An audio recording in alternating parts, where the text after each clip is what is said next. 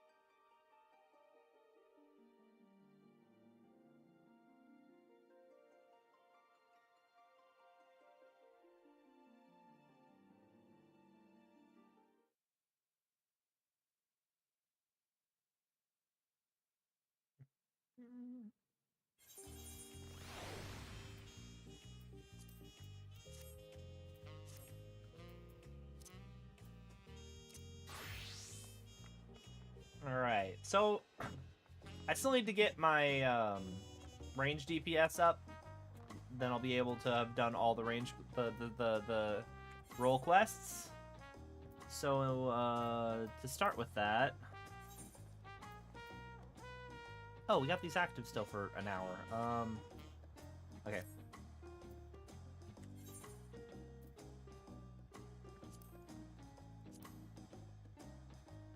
I'm gonna sign myself up for some roulettes in the meanwhile. But we're also gonna just be doing the role quests. We're gonna be doing Summoner first, because I have not done this one yet.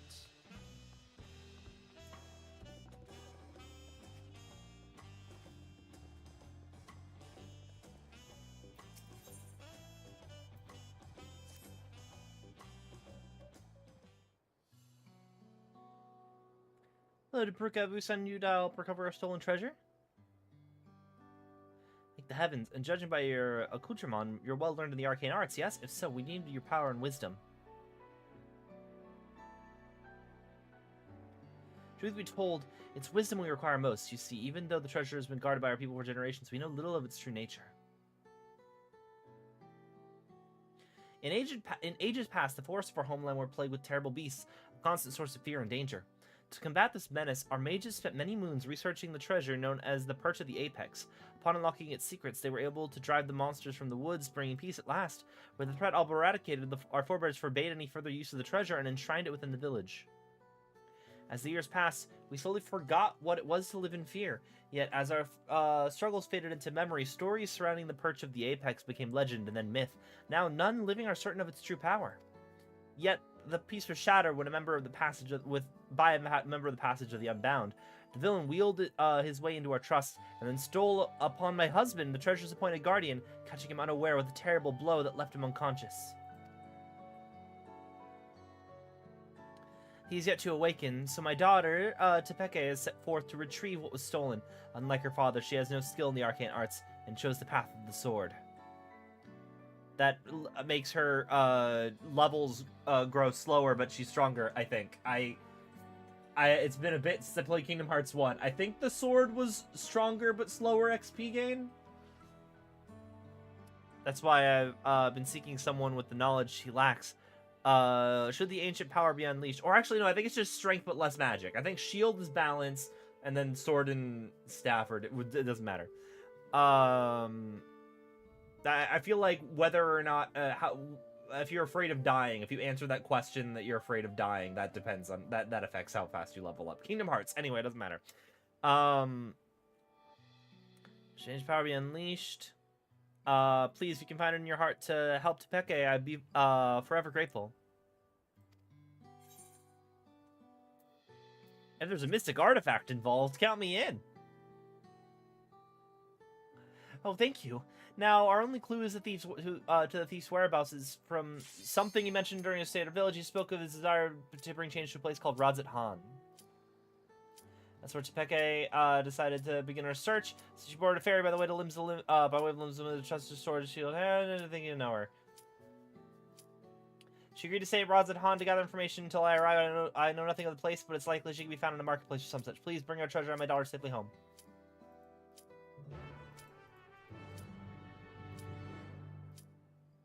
Will do. But first, I must dance. Instant portrait reverted to default. How could you do this to me?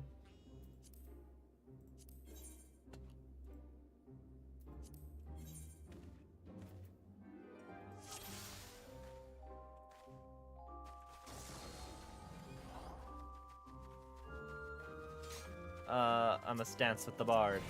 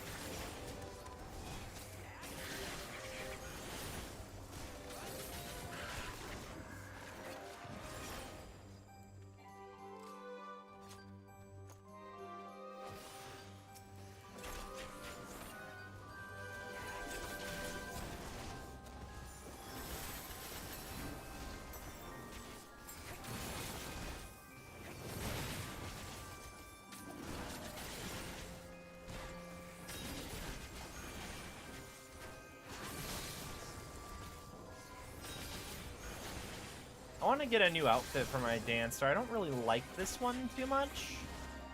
I'm just not sure what I want to wear instead.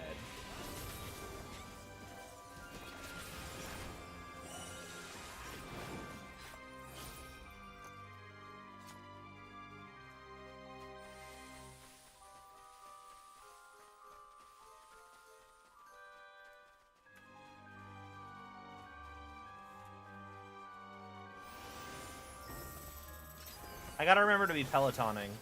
I guess you have a bard, they should also be pelotoning, but...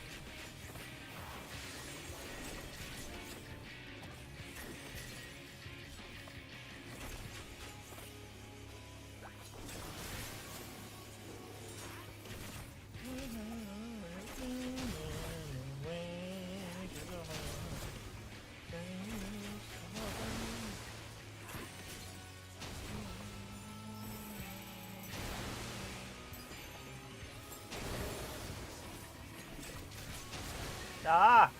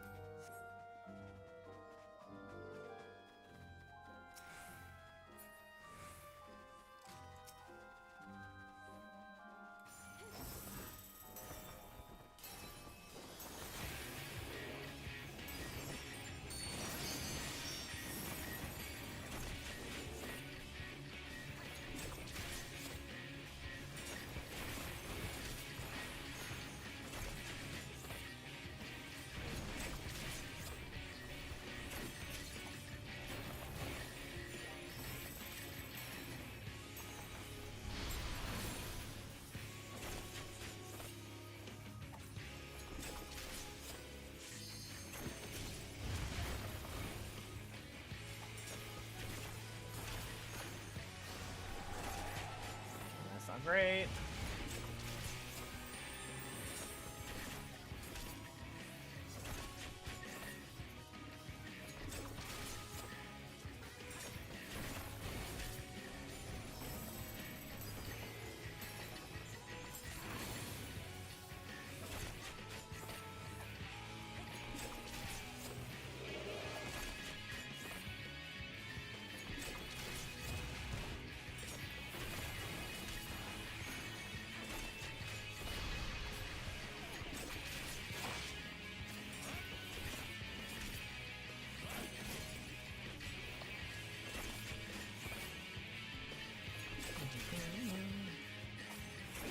Oh, I should be, yeah. Forgot about that bit.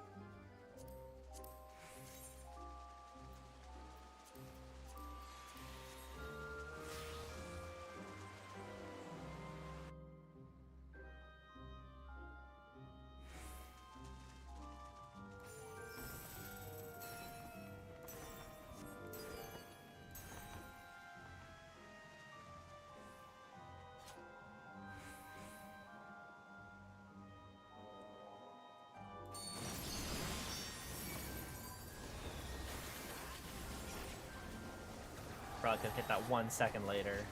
I think I didn't do any damage to them.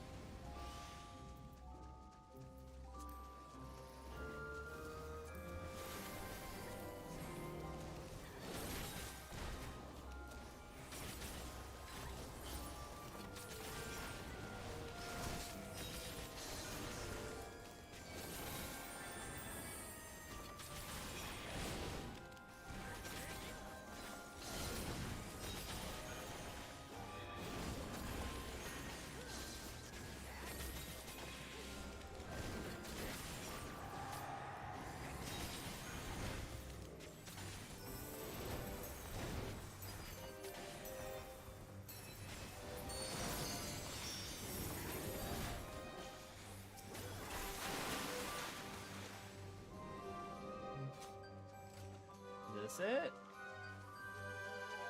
Yeah.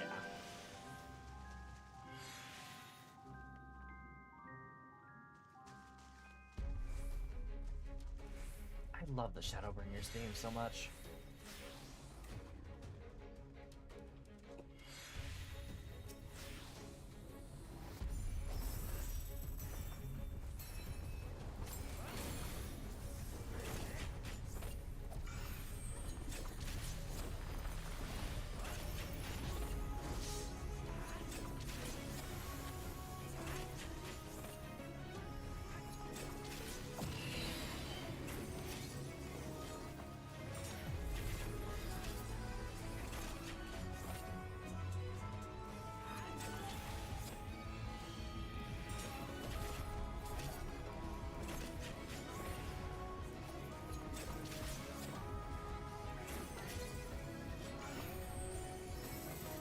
Oh no. Okay, okay. They unfrogged. Good.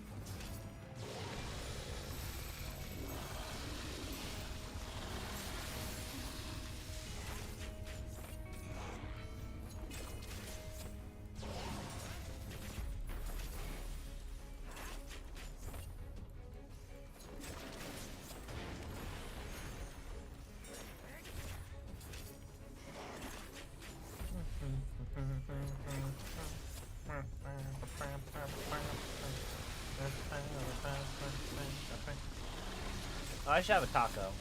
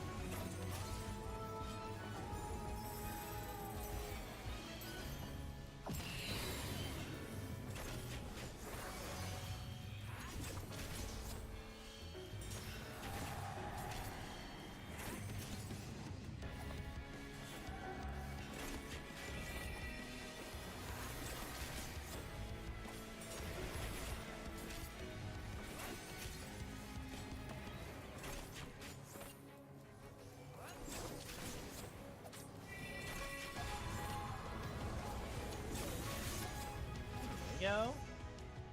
Level up. To the healer. Ooh.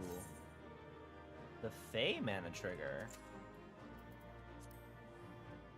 It doesn't look that pretty. I'll greet it. No, I don't need the.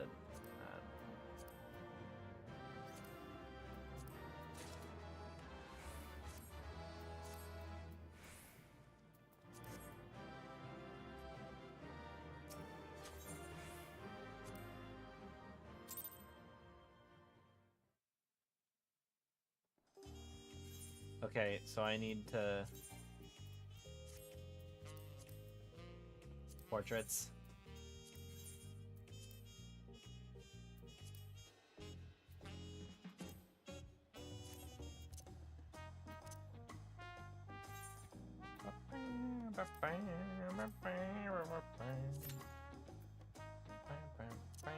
Anyway, we're going to Radz-at-Han.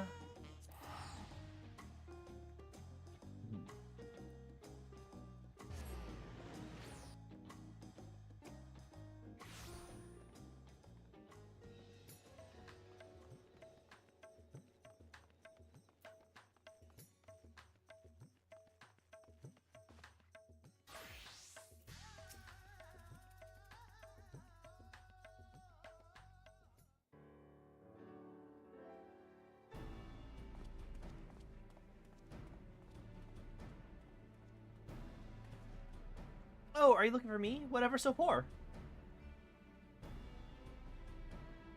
Ah, you say my mother sent you? I take it she's already explained the details, such as how we know next to nothing of the treasure and its capabilities. You only have the legends passed down through our forebears to go on. They speak of a Tural Vidral of an owl that once terrorized the forest, whose soul is sealed within the perch of the apex. The tales have only become more vague as the mists of time obscure the treasure's origin. Even our village's eldest remembers naught but an ominous warning uttered by those who once wielded its magics. The master of the apex shall be showered with good fortune, yet leave only sorrow in their wake. 'Tis clear that despite owing their safety to the apex's power, our forebears viewed it as something to be feared. It must be truly immense. Now on to the matter of the thief. Even during our brief acquaintance, he made plain his desire to bring a change to Radz-at-Han. Naturally, I've started my search here, and have been seeking anyone who's expressed dissatisfaction with the status quo. Sure enough, I soon heard stories of a recent arrival, a self-styled savior of Radz-at-Han who proclaims that he will lead the city to greatness and calls himself a Justicar. He's apparently taken on the burden of personally exterminating the beasts which infest Thavnir's wilds. He made a great show of claiming he alone is equal to the task. While he certainly draws a crowd with his boasting, they only watch with morbid curiosity as he sets off into the jungles alone. I realize this could have nothing to do with our problem, but even the smallest lead must be pursued. So I've heard he often give speeches in the region's smaller settlements. Shall we go see this Justicar for ourselves? It's decided. Then Yeldamad will be a good place to start. Hopefully, there we can find our next crumb of a clue. I also feel like I should probably go notify this guy I know, Vritra, sometimes called Varshan, sort of, kind of the president, ancient dragon that has long since ruled these lands. I feel like I should tell him there's somebody with a mysterious artifact that wants to possibly wreck his nation.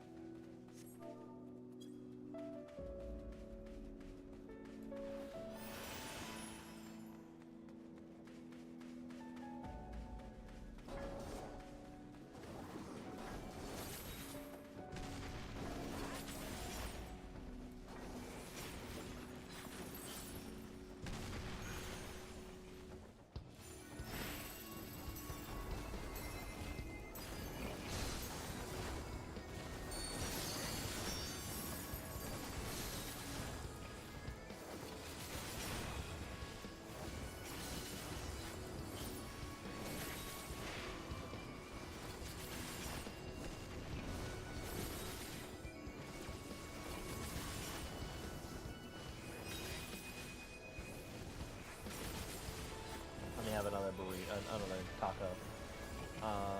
Yep.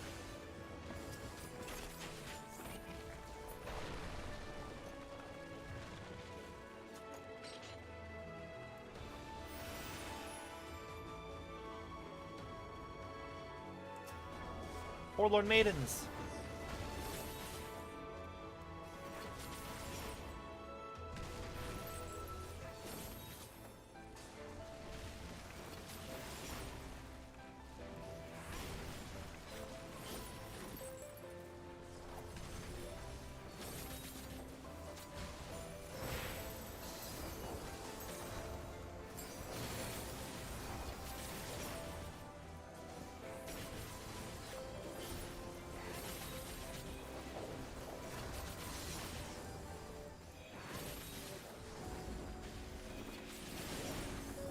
Oh. You weren't caught in the The tank's AoEs, worry, buddy.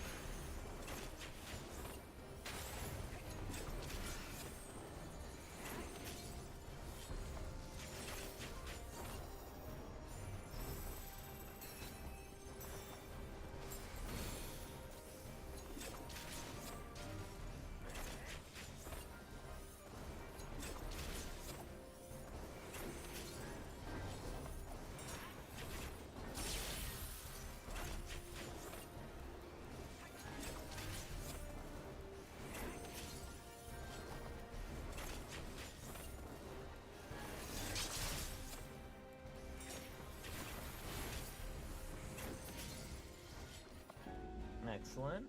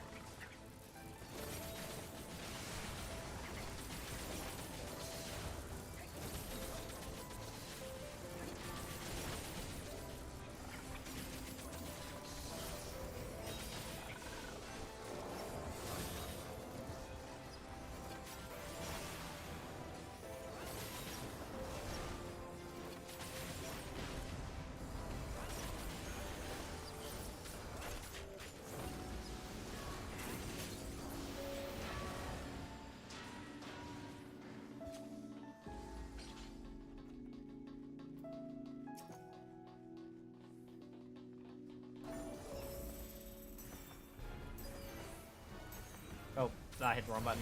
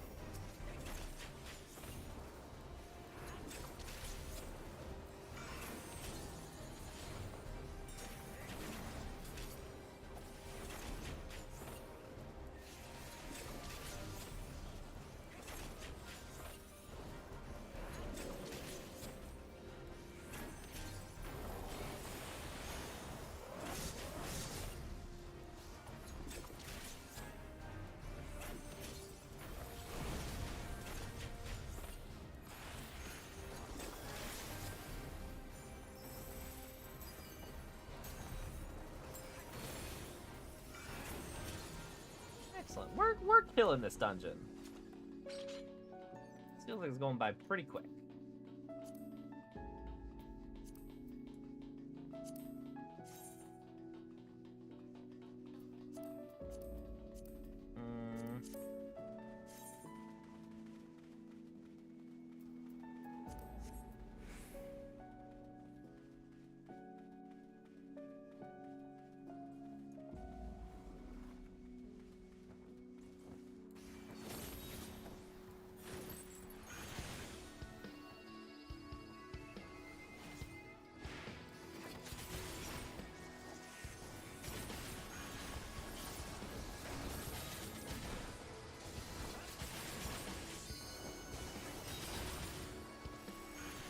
Wait for the next batch. I'll ult then.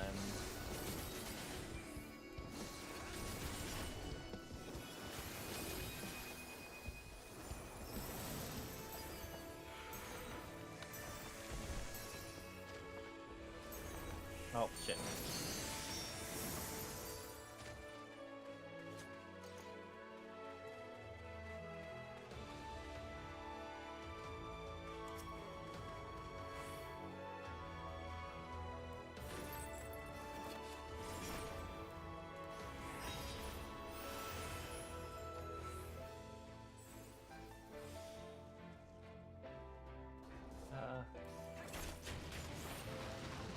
Hey, how's it going, Rogue? Oh, there, they got it. I was gonna hit it.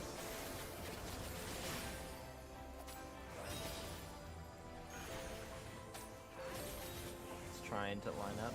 It has! Don't recall when the last time you were in here is, and I apologize if I get you mixed up for somebody else.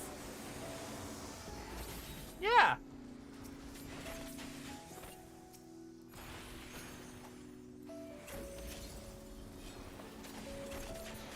I've been very lazy about it. I've started to get better about, like, at least posting shorts on, like, YouTube and stuff. Nice. Alright, boss time.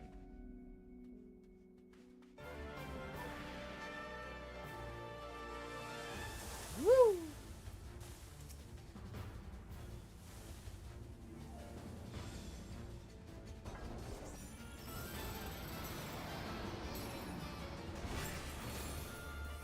No worries. Nice to have you around. Hope you're having a good new year.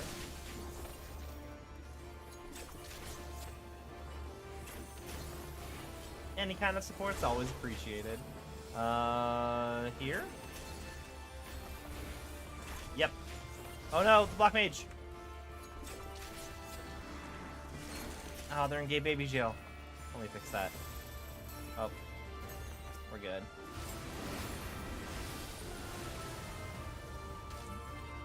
What are we doing now?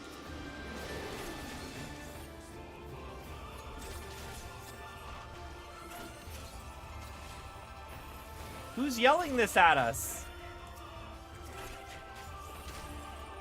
Oh no, I'm in gay baby jail now.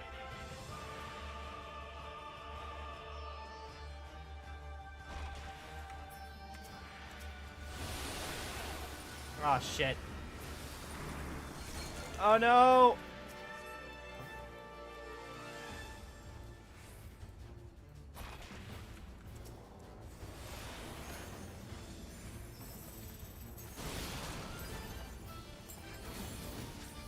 Okay.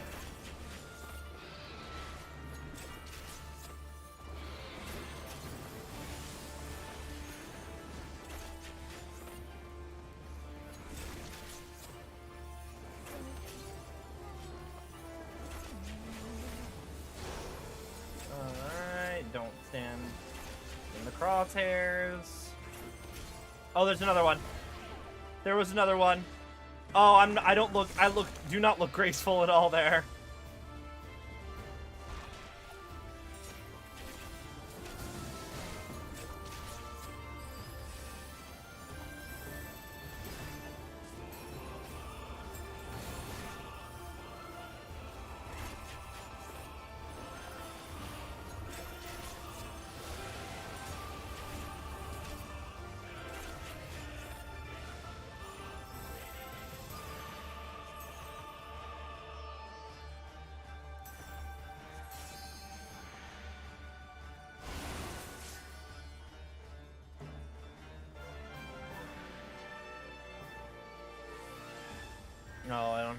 I didn't have enough for the... I should have clicked the button.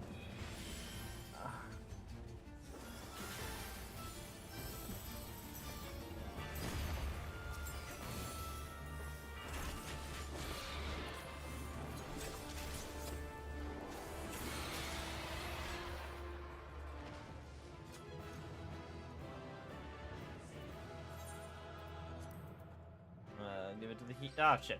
Give it to the tank. I was gonna give it to the Black Mage. I forgot. I said I was gonna give it to the Black Mage. Ah, well. Ooh, Code of Scouting? Well, I guess I'm getting that regardless.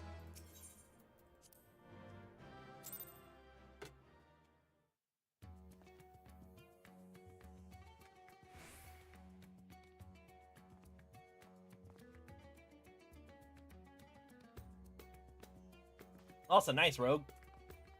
I made my friend a commander deck for Christmas. And then I'm waiting for a couple of friends to get back from their trip to Japan. So I can do my Christmas present for my normal Magic gang, where I've set up a Chaos draft for them. I'm still waiting on a pack to get into the mail to finish up our pod. Let's walk back over here. Well, actually, wait. Okay, so those are the dungeons. Trials. Okay. Beacon Yeldamod.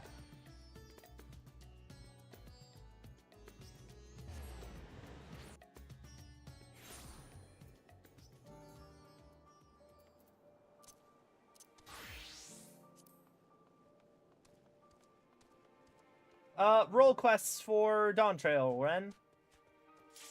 God damn it. Or I'm actually doing trials. It's better than it starting in the middle of a cutscene, at least, I guess.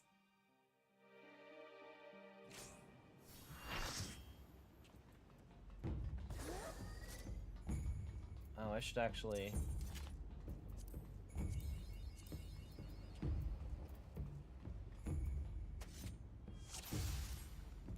I'm doing magic DPS now.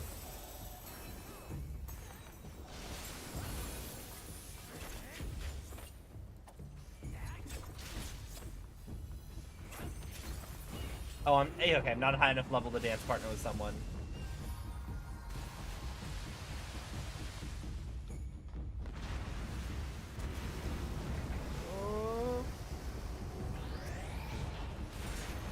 That's nice. Do they not usually, if they had a habit of forgetting?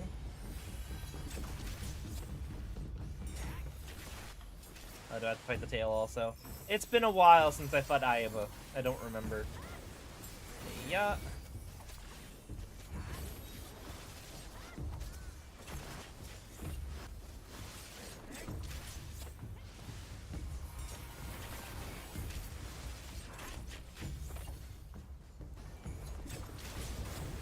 Yeah, I'm leveling up Dancer because I don't have a Fizz range DPS on Missing to do the quest with. But I've already done the Fizz range quest on stream, right? I did it on Mavic, right?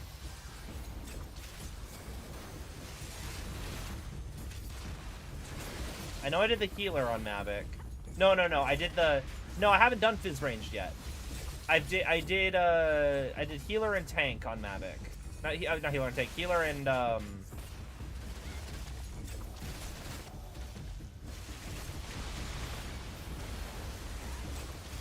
Actually, wait, was it? Did I do Fizz range on Mavic?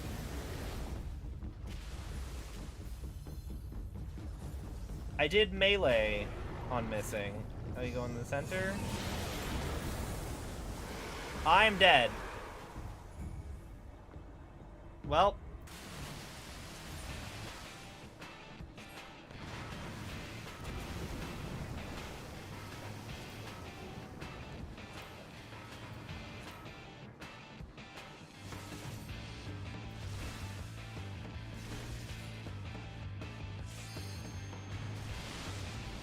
I'm just gonna wait until we reset, because I can't do this right now.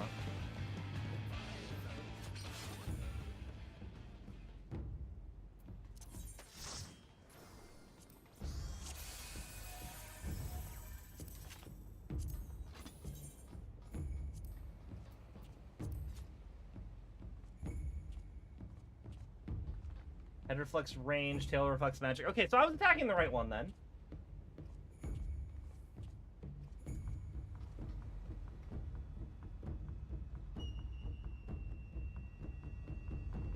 I see.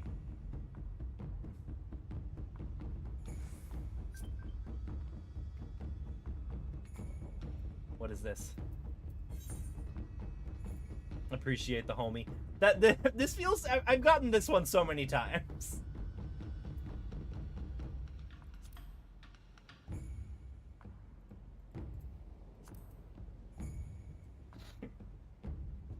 See, that's the strategy for the Xenos fight.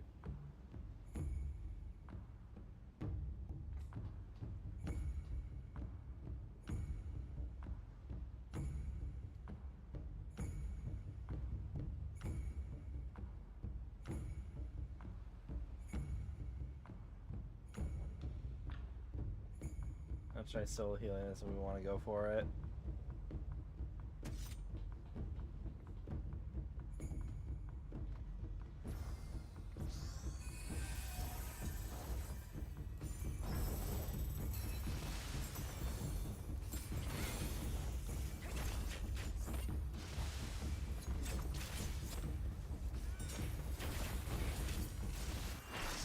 Oh, there we go. We got our other healer.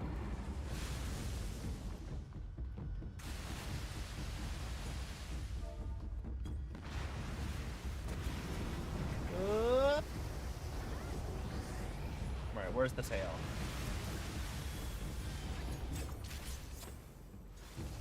Yeah, reflects damage dealt by magic.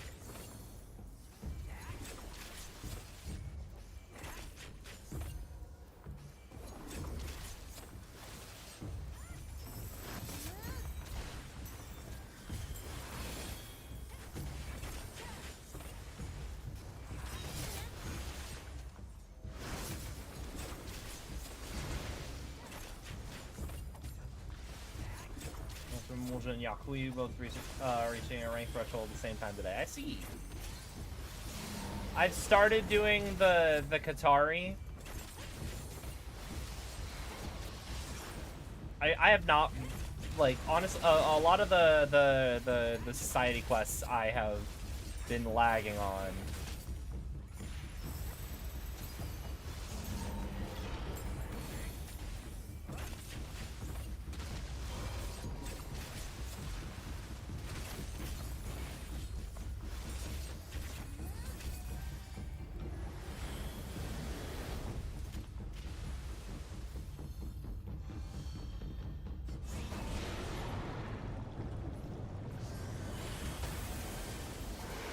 What are we not doing?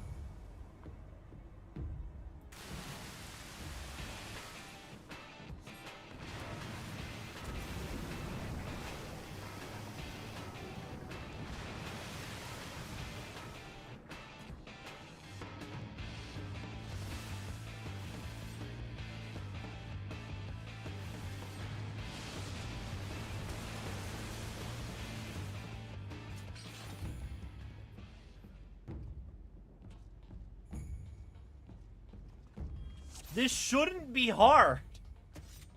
It's a level 50 trial.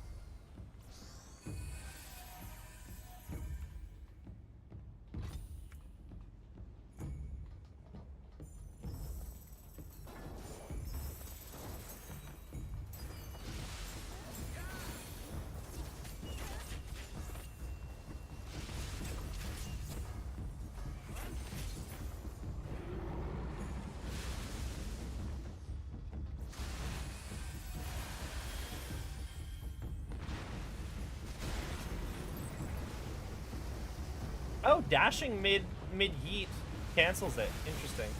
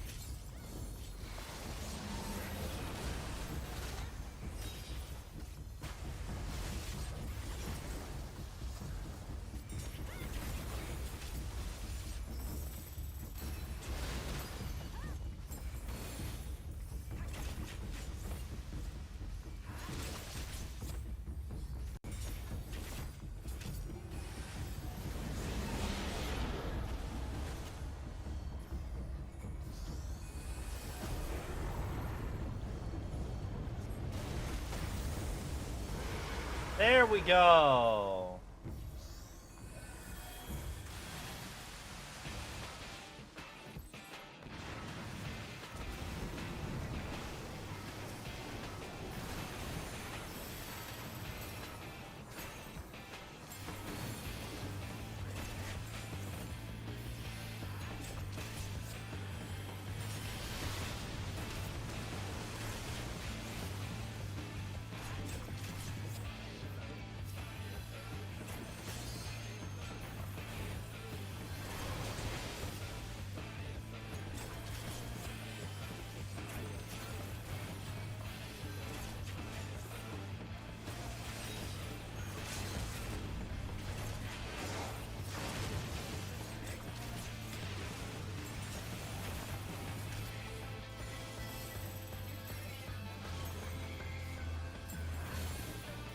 There we go.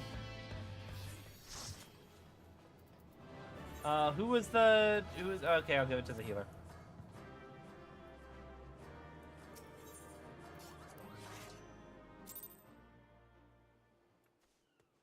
Excellent. Okay, trials done. That just leaves main scenario and alliance, which I don't want to be doing, and then I'm gonna do normal raids. Alright.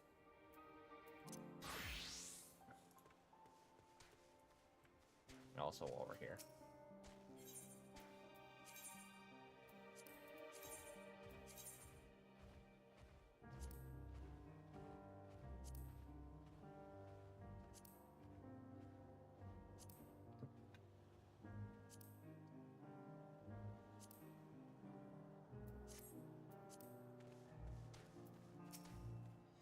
You're looking for the Justicar too? One of the soldiers went after him. We're in luck. This boy saw the very man we seek. It seems that he gave the same grand speech about saving the people, claiming danger lurked nearby before venturing forth to combat it alone. Yet the Radiant host could not well stand idle if there truly were beasts afoot, so one of them followed him. All we need to do is pick up on their trail. He ran towards the shroud, but you might be able to spot him from Kajaya's footsteps. You can see the whole forest from there. Thanks. You've been very helpful. So, let's head and see what we can see.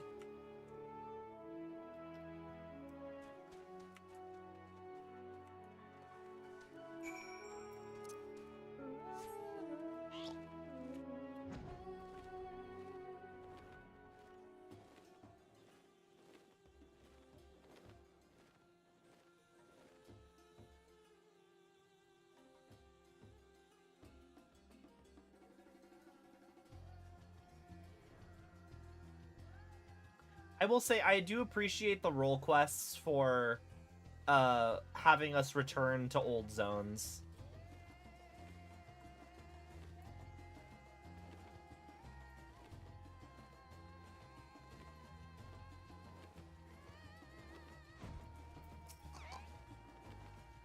Now then, let's begin our search. Since I've never actually seen the Justicar, I suggest we find the Radiant Host soldier first. They do all wear similar armor, after all.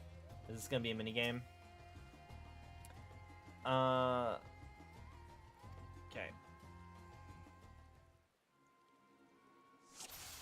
Essentially, yeah. So far. Oh, is that a dead person? What is that? Fallen Fungar? Or is this moving anymore? Could be one of the Fiend's Justicars after? Must be him. What happened? We better get down there quickly.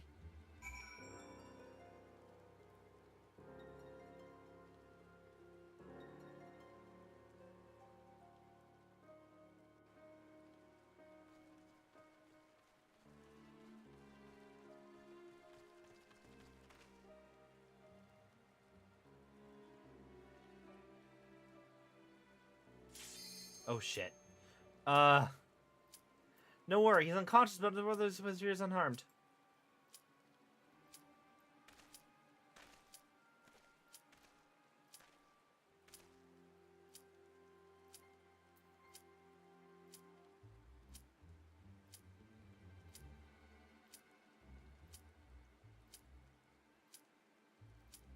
Surefire way to get this thing to fire. What happened? This is... Okay, we're withdrawing.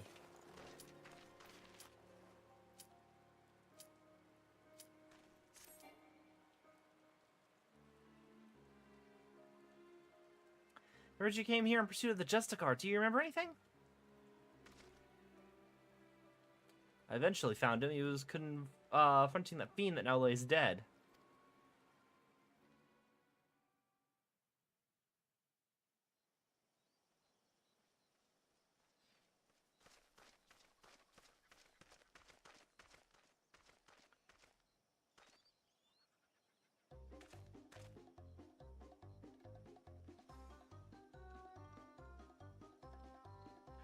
At last, the Justicar graces rods at Han. I shall bring unending peace to this beleaguered land.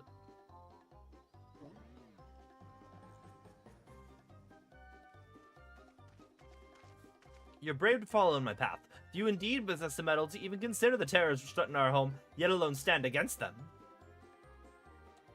Yet courageous though you may be, you are far too weak to fell a beast so mighty. Quit this place with your life, while you are yet able.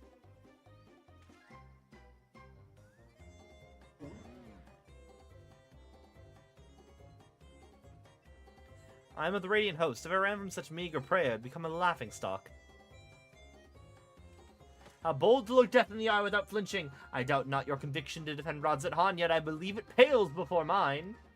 He does look like a Power Ranger.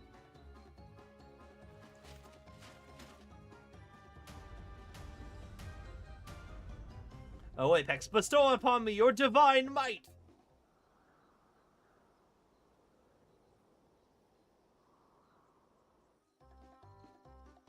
Did you hear my call? I require your power more than ever! Is something supposed to happen? By the power of the owl! Am I yet unworthy? Or mayhap there's a button I must press.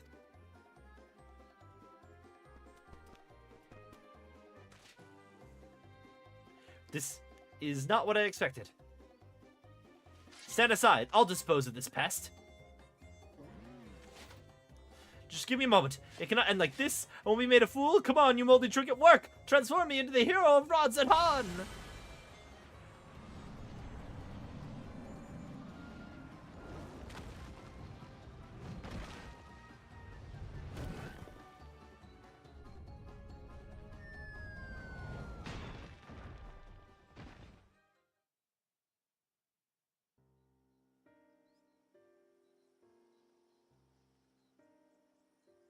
Vanished that idol and became wreathed in a mysterious light, and then boulders started falling from the sky.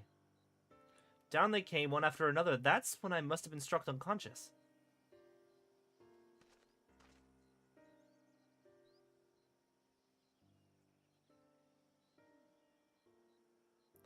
I recall only faintly, but I think I heard the man mumbling, quite excitedly, as if he had come upon a sudden revelation, or as if he was overtaken by madness.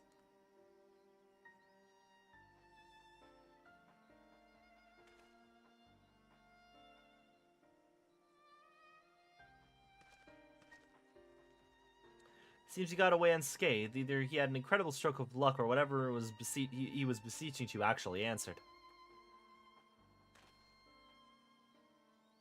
And it's as I suspected. This Justicar is the self-same thief who stole the perch of the Apex.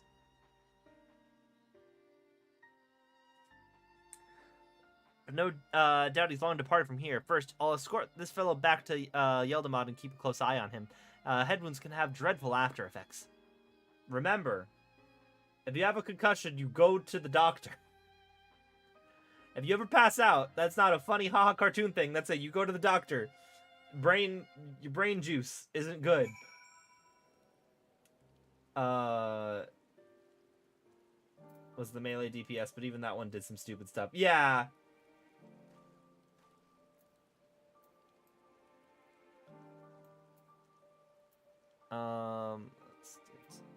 Let's re-register here. Nope, not on me. On Dancer.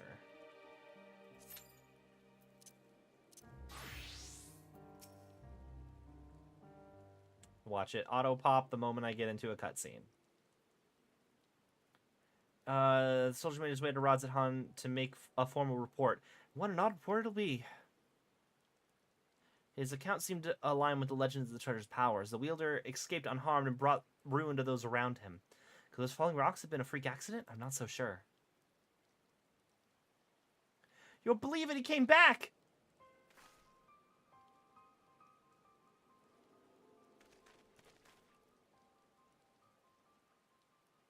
Who came back? The Justicar? Yes, not long after you left. He said he beat up a monster that knocked out a Radiant, and he was laughing his head off. Did he really do that? Is he stronger than the Radiant?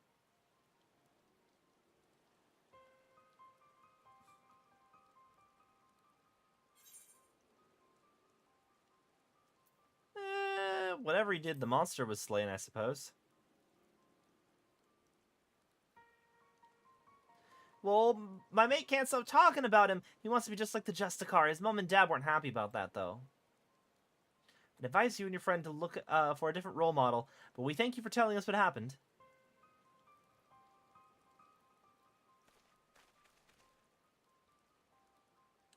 Well, there is one less fiend skulking about, I suppose. He may have been simply testing the treasure's capabilities, and as far as we know, he's yet to use its power for evil ends.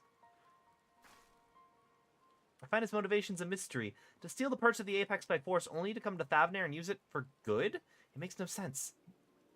You've heard tell of this passage of the Unbound, yet many have ventured to Tural claiming to be their victims, yet here they would be saviors? If he had such noble goals, then why did he stoop to such devious deception? What could he be plotting? That's neither here nor there. He stole from my people, and that's a misdeed that can't be forgiven. The perch of the Apex helped us win peace. By its might, our forebears built the foundation of the lives we now lead. Till recently, I stood silent, a symbol of our pride as a people. It reminded us that we carved a home within the inhospitable wilderness. Being trusted with its protection is a great honor. I was so proud of my father when the elders chose him, so proud to be his daughter. Yet since the day it was stolen, some of the other villagers made their disdain towards him only too clear. I couldn't bear it. So I must get it back, to restore my village's pride and my father's reputation. There's still so much we don't know about the Justicar, but we have to assume that he's learned to wield the Apex's power. I can't say whether those falling rocks had anything to do with it, but I won't discount it outright. I'll continue looking into his whereabouts. While we still have so many questions, with both of us working together, we'll find answers soon enough.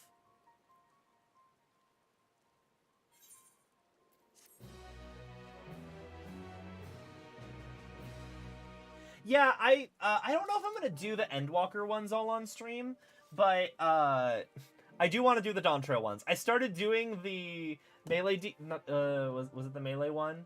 The one with the archer friend? Yeah, it was the melee DPS one, I think.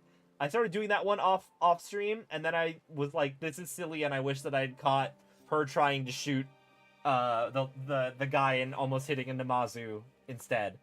I finished it up on stream, so I got to see I got to see Nagnai getting catfished, which that's great. So I've done melee DPS, healer. I'm doing magic DPS right now, and I think those are the three. I think I still need to do tank, and I still need to do range DPS.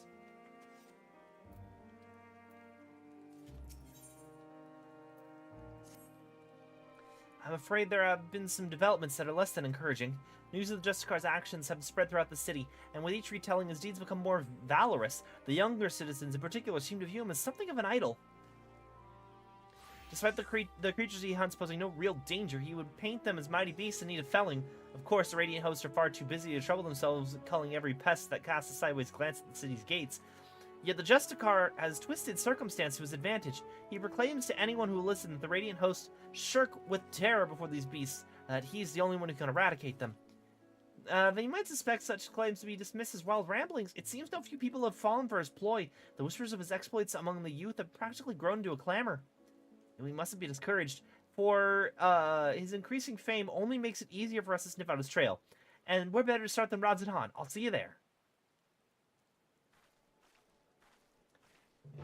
I was like, what? Same from what? They have a competent city guard for Monday monster problems, and a retrial is basically 100% approval rating for everyone on the island. There is no stress. Yeah, like, we solved the apocalypse. That was the thing. The thing was that there was an apocalypse happening. There was a spooky tower. We fixed that. And then there was a people are dissolving into chaos beasts. We fixed that. Now everything's pretty chill, all things considered. So it's like, It's like, what are you talking about? I honestly kind of wanted to go to Vritra and be like, hey, there might be a crazy guy with an incredibly powerful magical artifact loose in your city. I'm dealing with it, but just so you know, some dude apparently thinks that things aren't good here, and I don't know if he's gonna try and slay the dragon president, but, you know, shit's weird.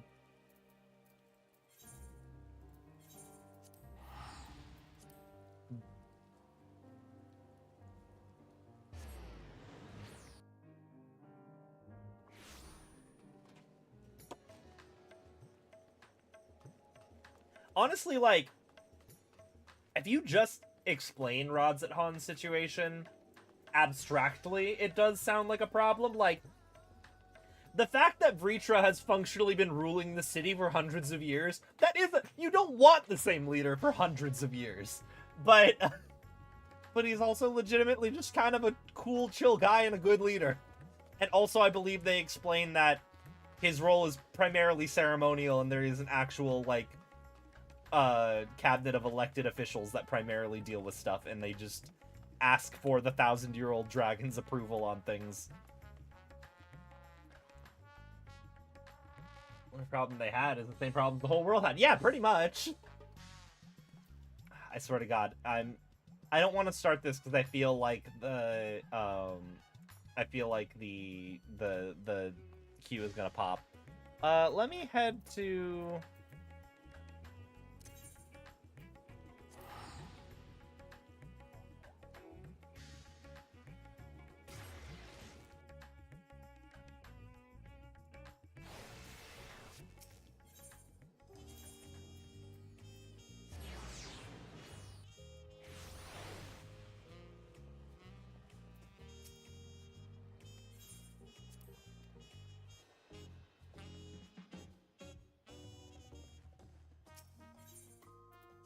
I wish you could save what music you want to be playing in your hotel room. Alright, let me...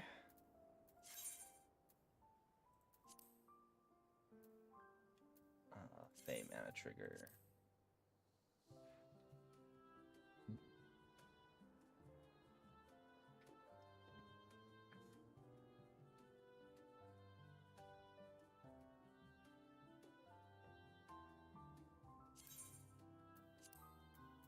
Yeah, are these two different? I think my report. Oh, there we go.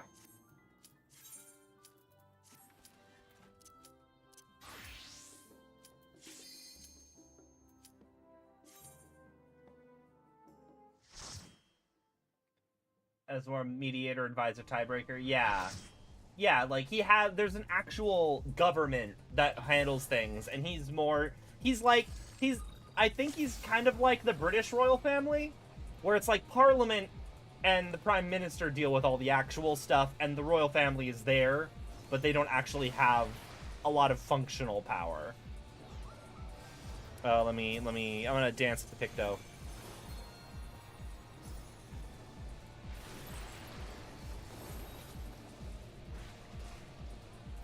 This one Kool-Aid Man? This one's Kool-Aid Man, I think. Not Kool-Aid Man, Pepsi Man.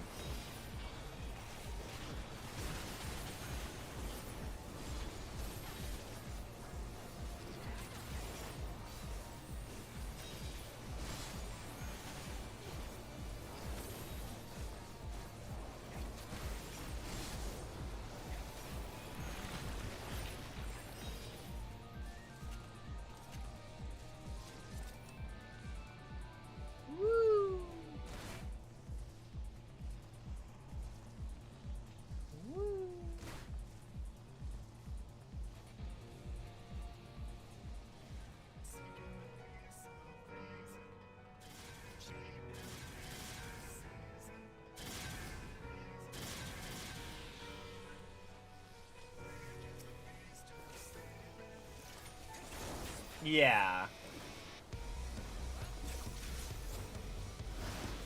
Yeah, Breacher's a good guy.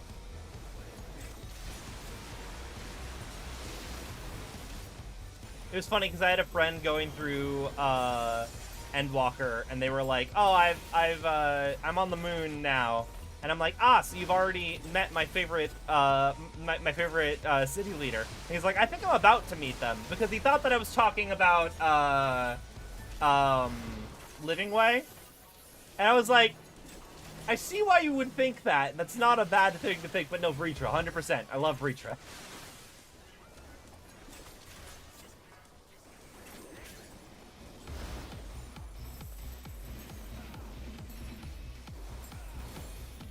That dragon's my president.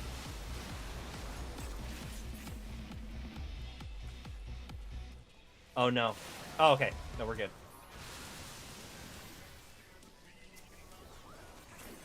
I wasn't sure if we were disconnecting or not.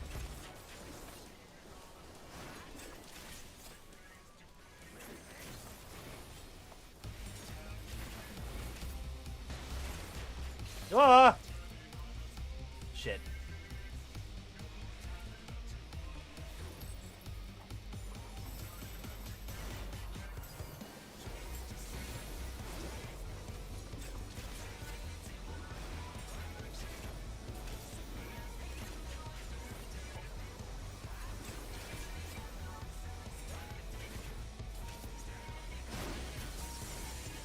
I was, like, really ready for Vritra to be evil. Like, when we get to...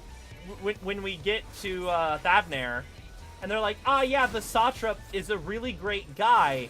Everybody loves him. He's just an advisory position. He's friends with the dragon, and he's provided a bunch of ethically sourced dragon scales in a game where nothing about the dragons has ever been ethical. So I was like, prepared for it to be a red herring and have him be, like, actually secretly evil. And then we show up and it's like, no, actually, Breach is really chill. Like, he is legitimately that good of a leader.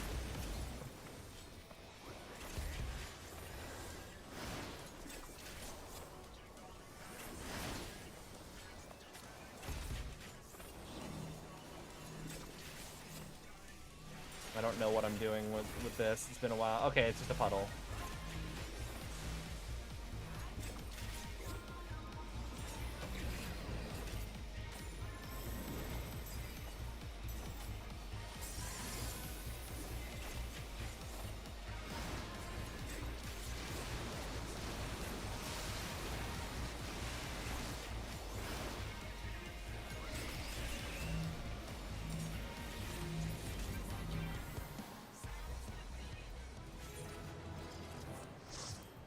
That's a cool portrait. I'm gonna give it to them.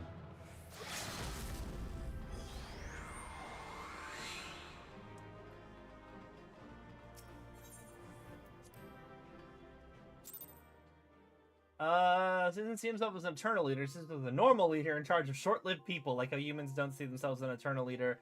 But their dogs would see them as having been in charge since before their grandma was born. Yeah! Alright, let's just focus on the quests now.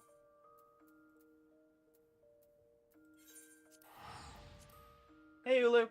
Yeah, I have Alliance, MSQ, and Frontlines to do, but I'm not gonna do those. I'd rather focus primarily on the role quests.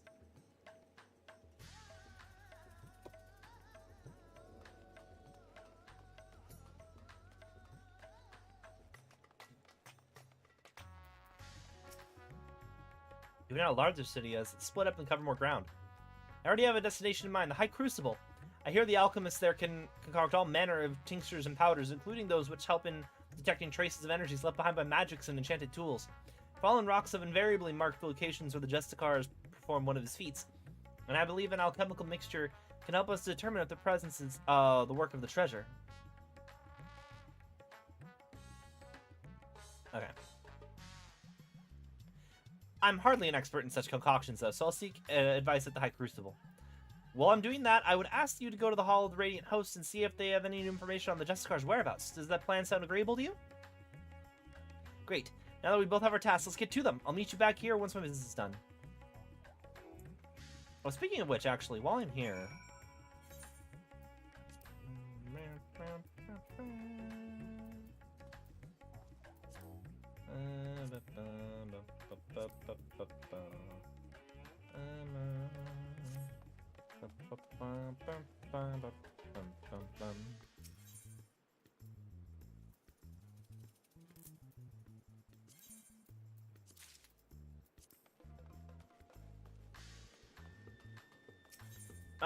The Far East one and the yeah, I did the healer one, which is in Limsa.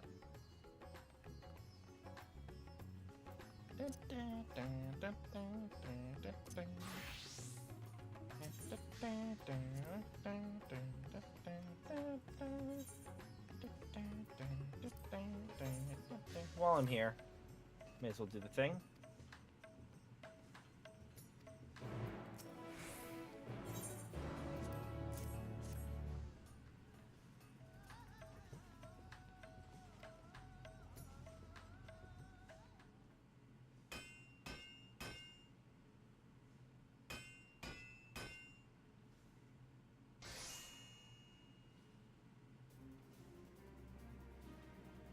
Ooh, these are pretty.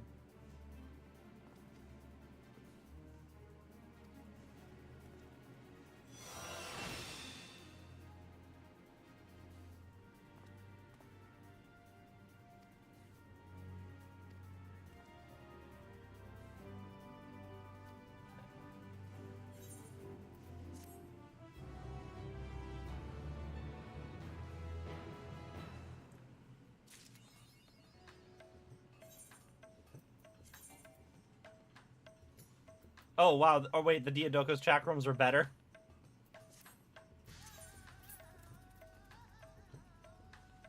$6.15. Yeah, okay, yeah, they're better. I guess I gotta upgrade this still.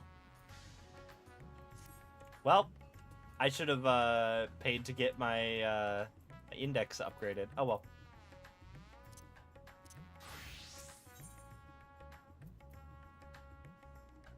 Wait. I should say, Speak of the Preoccupied Radiant over here.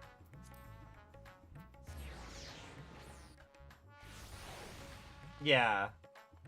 Used to be you, but I has no clue what you act like or what your reputation is, so he F's up the impersonation so badly that there's always someone who calls him out. Yeah.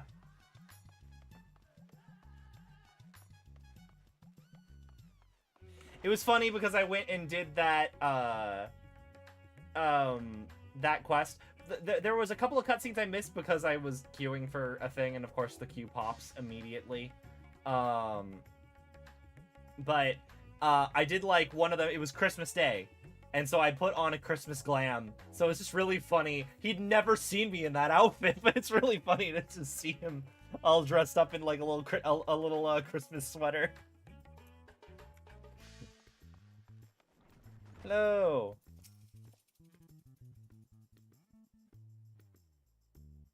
Tired of hearing about this Justicar. His popularity among the city's younglings is quickly becoming a cause for concern. Try as we might to refute his claims, the Radiant Hosts are allowing monstrous beasts to run. Run amok unchecked. You know how young minds are, impressionable. It's difficult to change once set. We initially disregarded him as a boastful eccentric, but his alarming sway over the populace can no longer be ignored. We are at present considering whether to open a formal investigation into his activities. You and this ally of yours have done well in your search thus far. You even have a working theory about the falling stones. Quite impressive. Several of our number have encountered him during their patrols, only to lose sight of him under a hail of rocks. Such incidents have become all too frequent, and many in our rank demand we act. For now, I'm afraid this is all the help I can offer. Please share what I've told with your companion, and together we may yet unmask the Justicar. How are you guys doing? My best behavior until I forgot. Until after. I'm best behavior until I'd forged a pact was nothing short of a dream come true to be in this world, and I'll do whatever is required to remain. Regards to the communication, as this creature appears to understand our words, I believe I should begin by teaching it letters. With some effort, I'm confident we can converse there. Forgot about these two.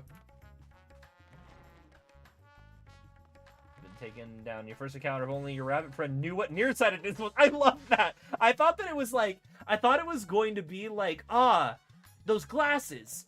With glasses, I can see through his disguise, but no, it's that she's nearsighted and they just never diagnosed her.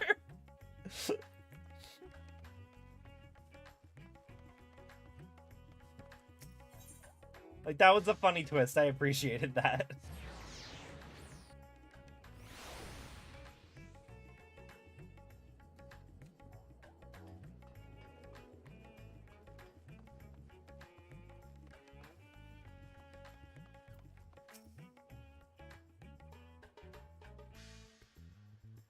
heartening to know the Radiant hosts are taking this seriously. Thank you for speaking with them. Good tidings as well. I explained the situation to the alchemists, and they provided a powder that should help detect traces of magic in the surrounding environment. I say help because the powder reacts only faintly on its own. To function properly, it requires skills of one practiced in the arcane arts. Luckily, I have you! I've committed locations with all the sightings of the Justice Card of Memory, and its closest to us was at the Perfumed Rise. Let's hope this powder works as intended.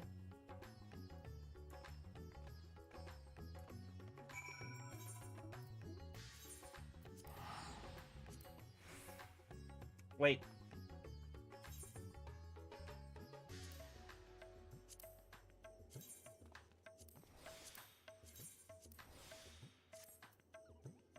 Now we go. Gotta save my money. Yeah, it really was. I can see. Oh, I can't buy. God.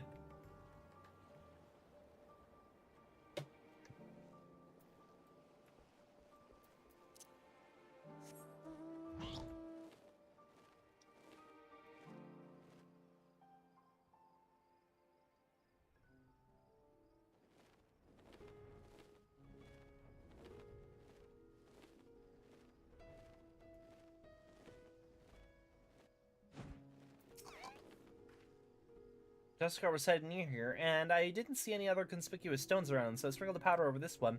Concentrate your focus on your inner eye, or whatever it is that is the locus of your power, and see if you can detect any unnatural forces.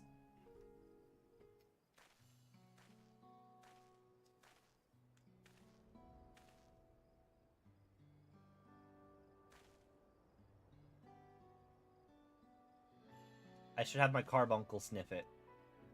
That's the locus of my power, is my carbuncle.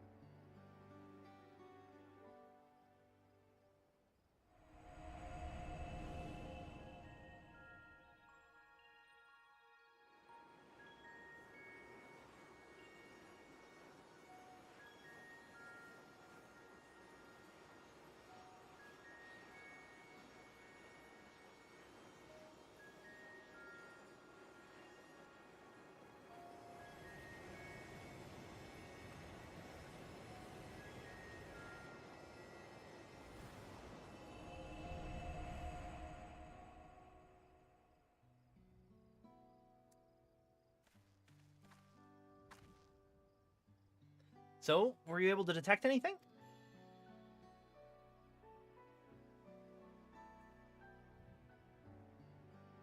I knew you could do it. So, because there are no crystals in the rock, that energy you detected must themselves be their own some kind of spell, is that right? And, taking the story of the Radiant we rescued previously into account, we can conclude that Justicar uses the treasure to call those stones down from the sky.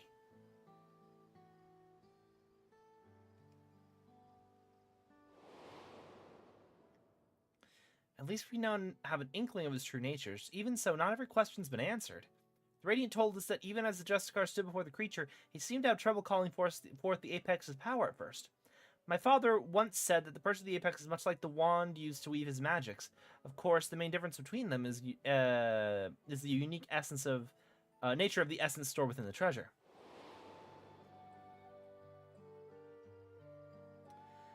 I know little of such arcane instruments, but you must be quite familiar with them. How do you use yours?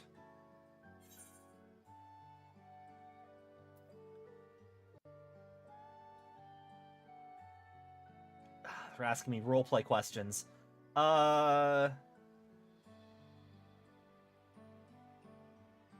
It is channel ether into it, probably.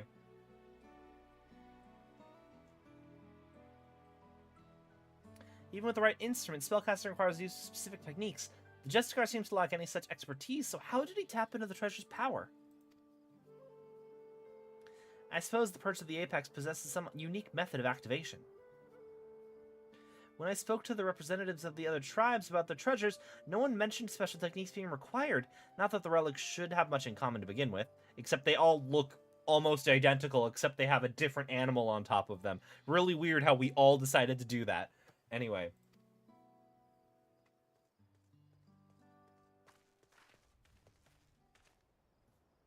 You two, did you see an Ori girl pass through here by herself? I'm afraid not. What happened? Wait, I recognize you both. The hero of the final days and our recent visitor from Tural. Apologies for the imposition. May I beg your assistance?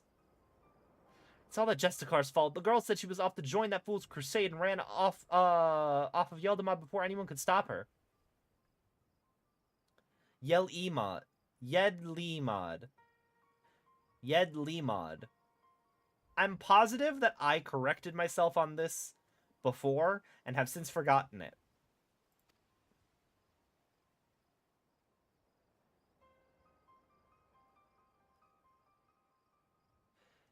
Her mother begged us to find her, but if she's following the Justicar, she could be anywhere. You see, he's been sighted at locations scattered all over Thavnair. We can't just stand here looking at rocks while a girl's in danger, especially if the Justicar's involved. We have to help. That'd be much appreciated.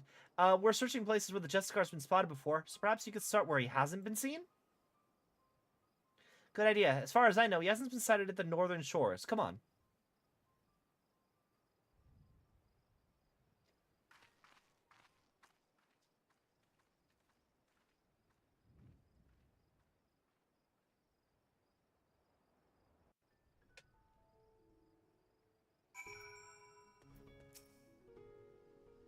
Start my search right away. Pray hurry to the Waking Sands, the northern shores. I hope that we can find this girl soon.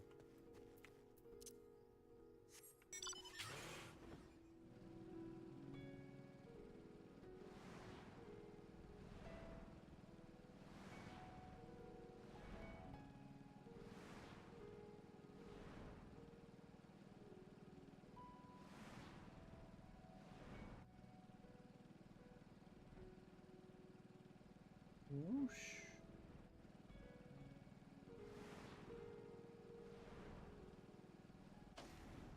What's up, Japeke? I don't see her anywhere. I hope she's safe. Oh. I don't think she's safe. I don't think she's safe.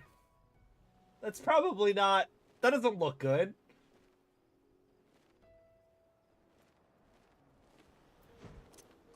I need Carby.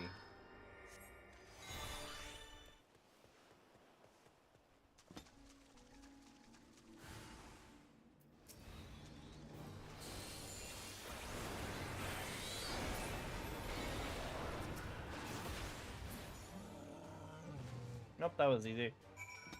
Hello.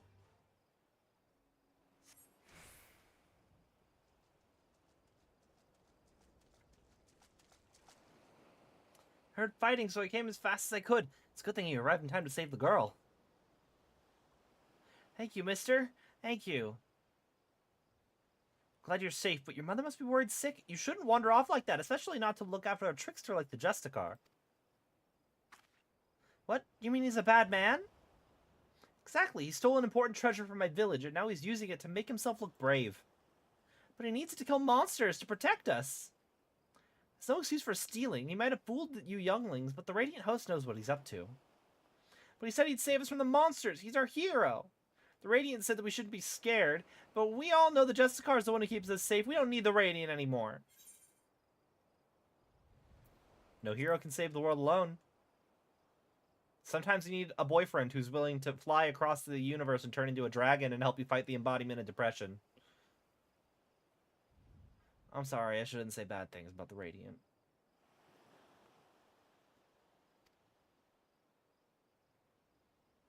They protected everyone in the final days. I guess I forgot how much they care about us. I'm sorry, too. I shouldn't have spoken to you like that after all you've been through. You said the Justicar's a thief and a trickster. I hope it's not true. He's my hero. Well, I'd like to best escort her back to Yed-Limod. Yed-Limod. I'll see you there. Solar Bahamut's very Yu-Gi-Oh! It's very Blue Eyes White Dragon, and then it becomes like Shining Blue Eyes White Dragon or whatever the upgraded one is. It's that.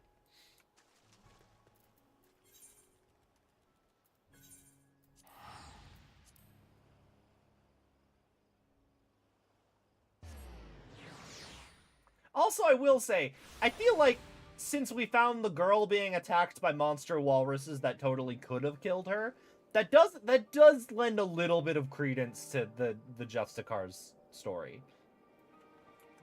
Just a teeny bit.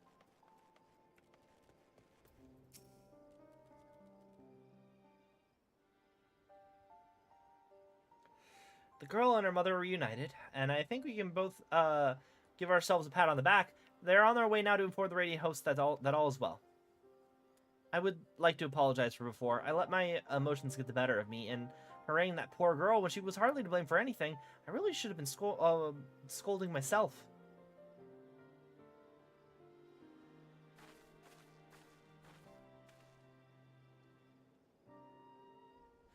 There's something I neglected to tell you before.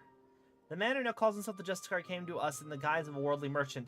He was eager to ask about the purchase of the Apex and its history, and I was equally eager to tell him, not even considering what he might do with the information. I'm so proud of my father for being appointed as its guardian. I suppose I was trying to impress the stranger out of sheer vanity. The vanity led to my father being attacked and the treasure being stolen from under our noses. I have no choice but to make amends for my mistake and bring it back. Yet, some are convinced that the Justicar acts only to serve the greater good. I couldn't accept that he might not be as rotten as I thought, and I lashed out at the wrong person. From now on, I can't let my emotions cloud my judgment. I must remain calm and look at the facts where they are, and facts say that the Justicar has done no harm to the people of Thavnair. Even so, the organization he serves, the Passage of the Unbound, is evil to its very core. If his actions at my village are not villainy, I don't know what is. The situation's fraught with contradictions. I still don't know what to think. What about you? Even if he hasn't attacked anyone, his actions are still stirring unrest. I agree. He speaks of justice and heroism with great bluster, yet there's something we're missing. I'm missing. We're both... You are Tepeke. I'm missing. That's the thing. Thank you for your wise words. I sometimes find it difficult to keep my heart from skewing my perspective, so I'm grateful that you're here to help me see clearly. So, it seems our objective is unchanged. We track down the man who stole my people's sacred treasure, whatever his intentions may be. Unraveling them comes secondary to finding the man himself. I'll continue to pour my every effort into the search, so stop by from time to time, and I may have something new to share with you.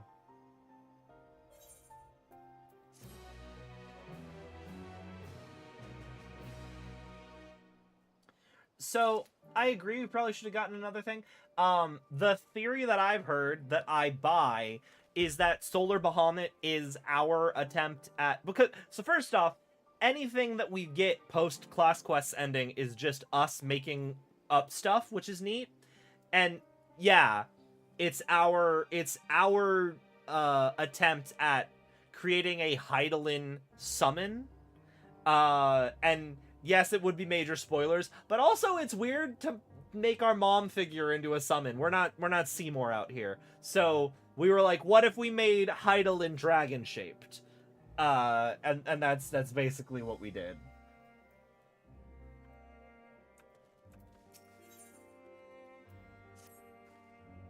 I hope you've been well. Since we last spoke, the Justicar has been busy felling fiends all across Thavnair, leaving a trail of witnesses behind in his wake.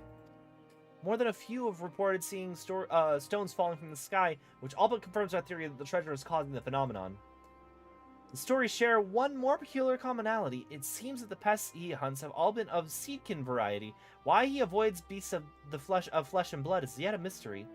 It bears mentioning that each of these eyewitness accounts come from people who are rescued by the Justicar, who invariably appears just as these creatures attack. In fact, the Justicar has been there to save the day in every single instance of seedkin-related mischief. Awfully suspicious if you ask me, and I'm not the only one who thinks so. Some among the Radiant hosts have suggested the Justicar is planning on the assaults somehow, so he alone can reap the glory from thwarting them. I agree, and think it should be our next avenue of investigation. Many of these incidents occurred near the Giant Skull grounds, so we should start our search there. If we can find one of these monstrous plants before it finds helpless prey, we may be able to shed light on the Justicar's methods. Time's of the essence, so let's leave at once.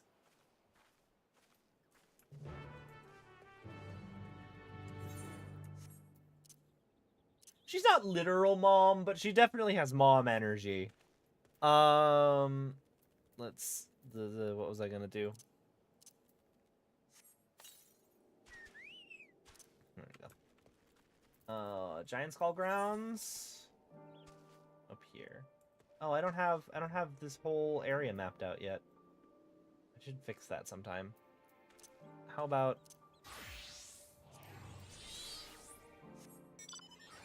How about now, actually? Let me just do that quick. Go over here.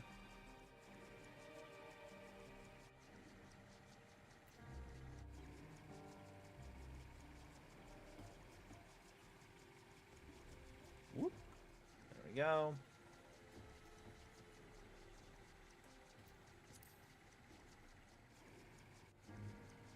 Is this where a world boss spawns?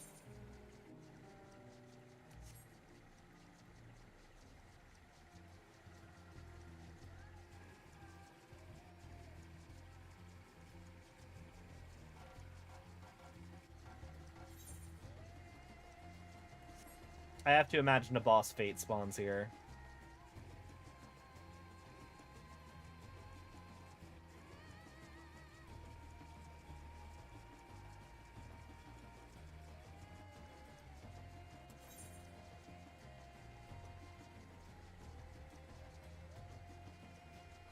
Not even gonna try and pronounce that.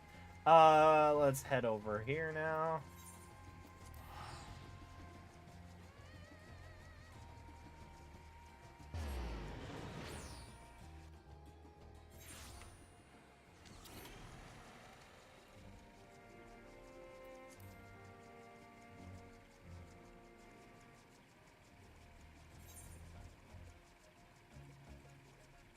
What do I...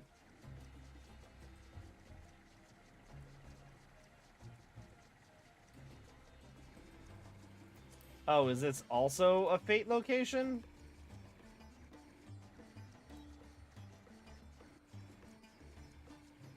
What even is this place? Hello? Only authorized radio may access these training grounds. Oh, okay. Oh, this is one of those places where you can, like, test out boss arena things. Dave, final starts rescuing some people on a pilgrimage from Wildlife Step. Where you see now is the Stone Sea site. Yeah, okay.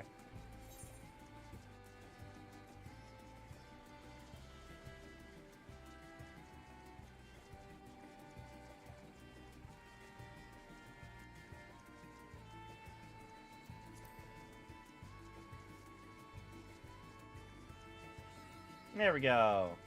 Tapping the realm Thapnir, complete. Anyway.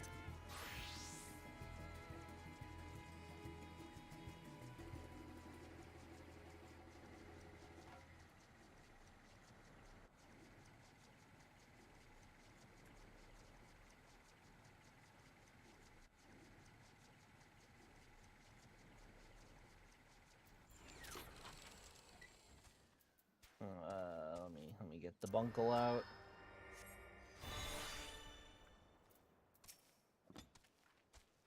Any moving bushes, slithering vines? Not here in any case. I'll search the western path. Why don't you search east? If you see something, don't strike to kill. Weaken it and then capture it with this rope. We'll learn much more from a live specimen.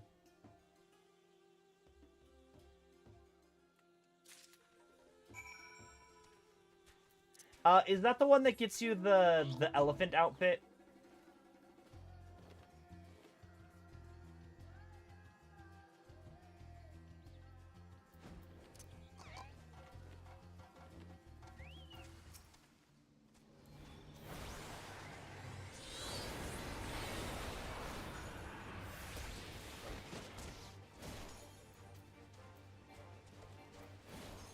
Enemy is not weakened. What do you mean? Oh. I thought I had to use it when it was at low HP Pokemon style. Okay. I have stolen it.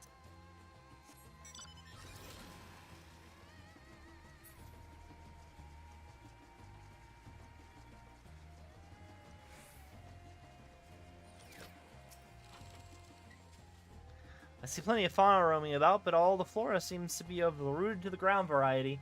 Perhaps my hunch was incorrect.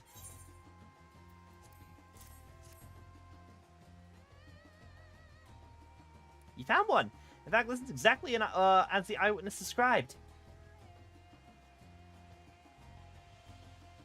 Why don't you keep it for the time being? Bring it to the Great Work, and I'll ask my acquaintance here there to examine it with all haste.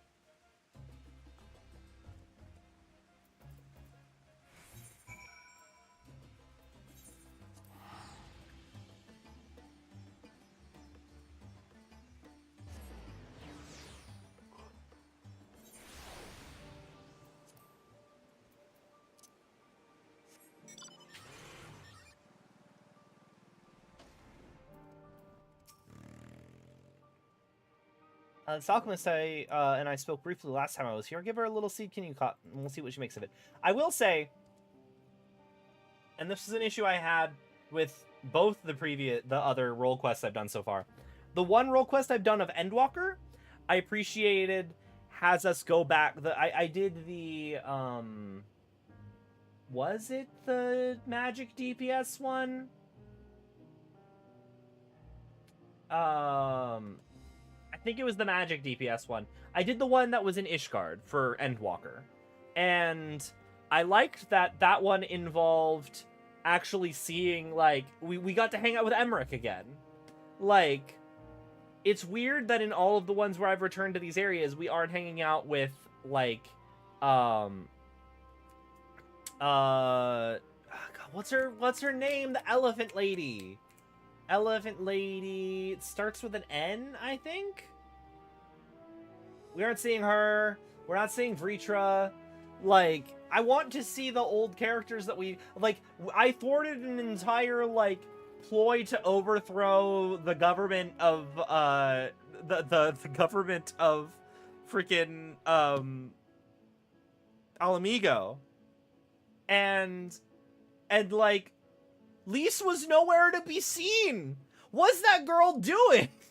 There's a dude directly trying to overthrow her government. Like, I don't know.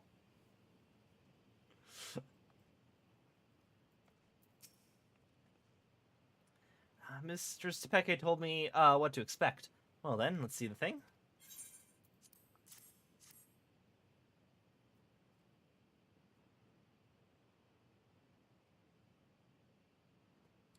I didn't expect it to be so diminutive. If Mistress Tepeke's intuition is correct, then I expect some interesting discoveries are in store.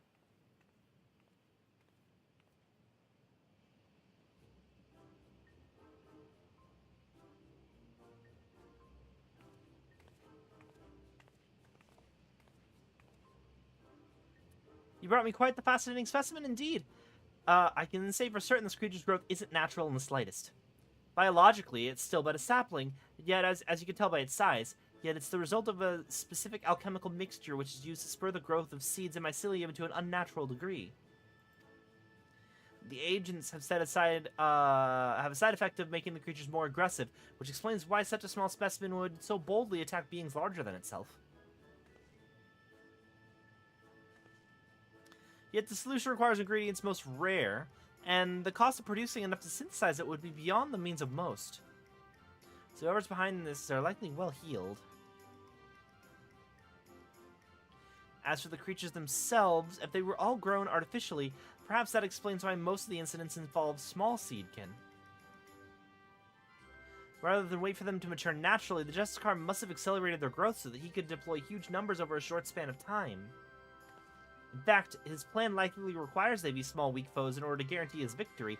After all, the great Justicar can hardly be expected to bear the blemish of defeat. With these new details brought to light, it's almost certain that he's staging these attacks on the common folk. Now we have a new perspective to guide our search.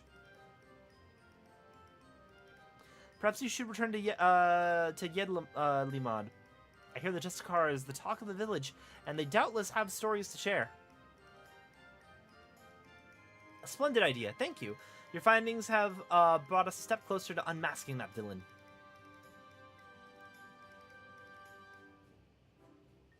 Let's hurry to Yedlimad. The more accounts we have of the Justicar, the better our chances of predicting his next move.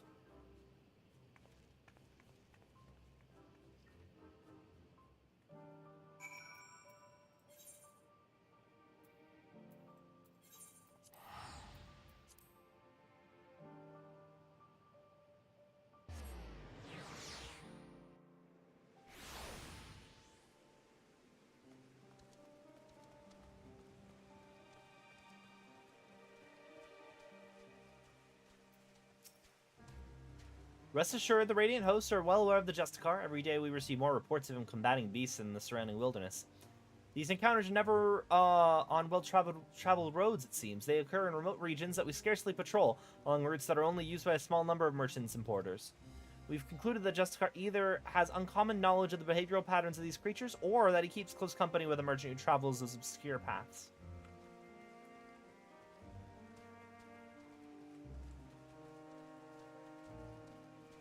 Let's rub on him for Fordola. Yeah, I still need to do the Endwalker ones. I don't know if I'm going to do the Endwalker ones on stream. I like these because they're a little silly.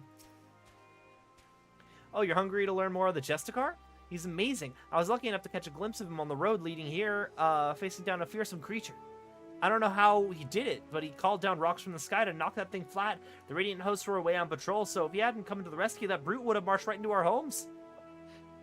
He shouted that he was the savior of Rods and Han, and he even waved at me. Oh, he looked so impressive with the sun shining behind him.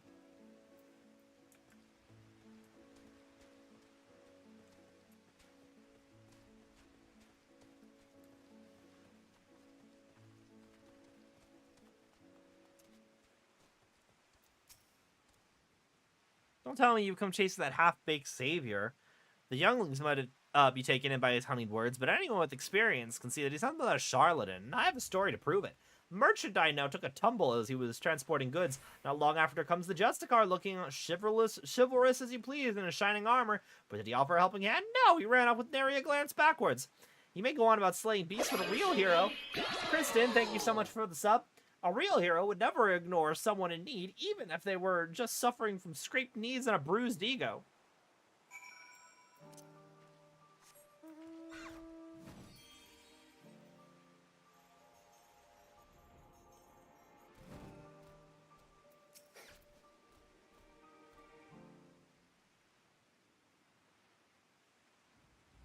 You have a moment? I'm having a little trouble here. I sought this merchant out because I was told he dealt with the alchemists in the Great Work. I thought he might know something about the Justicar, but when I asked, he's been like this ever since. Apologies, I was just surprised that you would ask me about that madman. What connection could you possibly have with me? The fiends he fights are grown with rare alchemical materials, and we think he might be staging these encounters. Since you deal in such wares, I wondered if you might know how he came into their possession. I know not what you're talking about.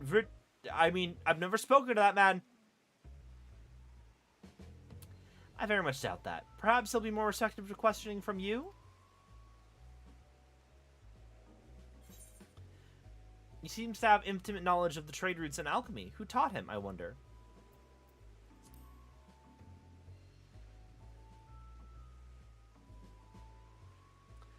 Come now, any merchant with a nose for profit has good relations with the alchemists. By your way of thinking, any one of us could be in league with Verzon. Verzon, you said. Who's that, may I ask? What did I...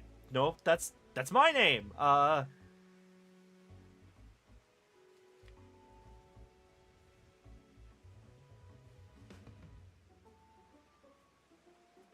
be a fool to continue this charade any longer. My son Virazon's the one you know as the Justicar. To be suddenly confronted with his litany of misdeeds, I quite lost my composure. You're his father? Do you know how he came into possession of such rare materials and knowledge? Ah, he stole them from me. My most valuable materials are my precious maps. Yet I was the one who chose to hide the fact, and I bear the blame for the consequences. What can you tell us about him as a person?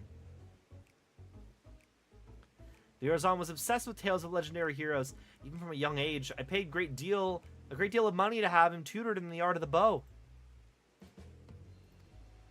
He became quite skilled at it, in fact, but not quite as skilled as his arrogance led him to believe. Due to this, and perhaps a lack of ambition, he never aspired to true greatness. Instead, he came to rely upon fanciful equipment and exotic potions, rather than honing what skill he had had. It pained me to see him fall into dissoluteness, but he would brook no counsel. So several years ago, I gave him enough coin to support his lavish lifestyle and told him never to speak with me again. He didn't, until but recently when he darkened my doorstep once more. And that was when he stole your goods? Aye, although I would have willingly given them if he had but asked. He was rambling almost incoherently, saying his heroic deeds As the Justicar, I caught the eye of someone named Abyahi, leader of the Passage of the Unbound, whoever they are. He claimed that, under the guidance of his newfound allies, he had obtained a great power. Power enough to eclipse all the heroes who could come before and shall come after, as he put it. And it seems he gives what money he still has to these people. To think that for all his fanciful words, he has only deigned to grasp at a hollow glory, all at the expense of Rods at Han. There's no greater shame as a father. Given what we know of this shadowy group, they most likely aim to sow discontent through Virazon's deeds. He may be so blinded by his own desire for adoration that he can't see whose hands are pulling the strings. You're saying that he's being used? Well, that's true. I can no longer remain silent, despite what a shame it may bring. I see now that sharing my story might be the only way to save my son. Indeed, I suggest you tell the Radiant host at once. Of course, we'll be pouring our every effort into stopping him. Thank you for giving me direction.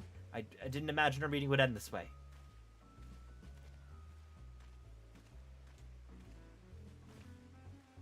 Truth be told, I'm not entirely unsympathetic towards Virazon. I basked in my father's reflected glory, while having none of my own to speak of. Glory Virazon seeks is similarly false. I too shall visit the Radiant host and have them spread word of Justicar's true nature. If the people are wise to his trickery, they'll be far more likely to aid us. He'll soon learn that a legend built on lies is no match for true heroism.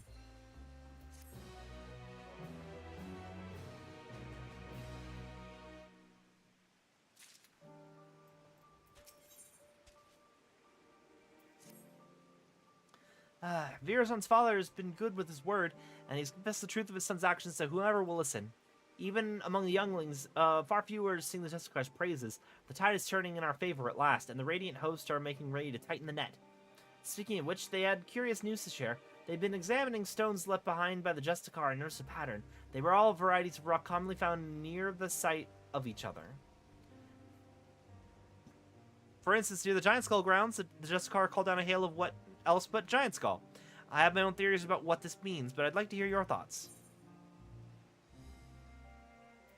Safe to say it doesn't create rocks from nothing. Indeed, the perch of the apex lightly lifts whatever stones are nearby and brings them crashing down to the earth. If our suspicions are correct, we're one step closer to unraveling its mysteries.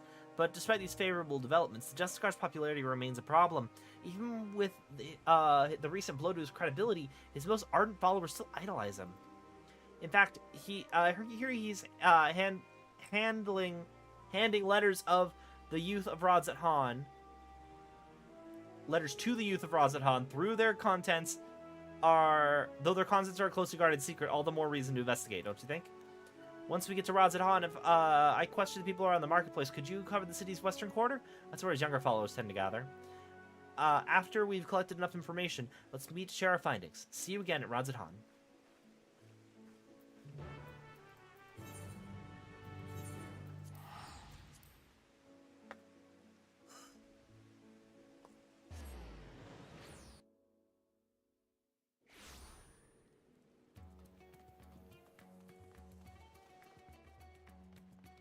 There's an Ethernet.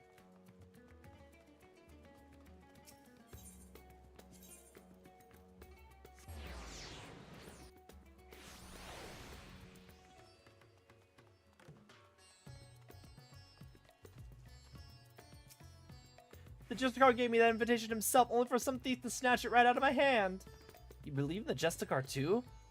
Well, I didn't get a chance to read the whole letter before it was stolen, but his gathering is supposed to vow it for a special audience. The bastard stole my invitation and is clearly up to no good. He even muttered something about getting revenge. But who could hate on someone so noble?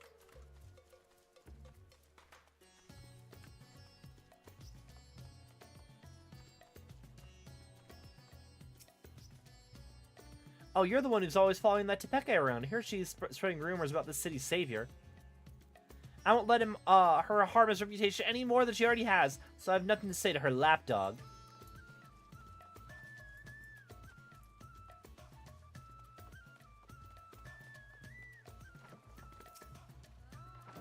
Yeah, I know about the letters. Me and my friends didn't get one, though. The grown-ups get angry if we talk about the Justicar. But guess what? I heard Zashal talking about him over by Marid's Mehane. He has a big grin on his face, too. Does that mean the Justicar isn't a bad man like the grown-ups say? The shawl having some connection to Virazon, who's last seen by Marid's Bahane.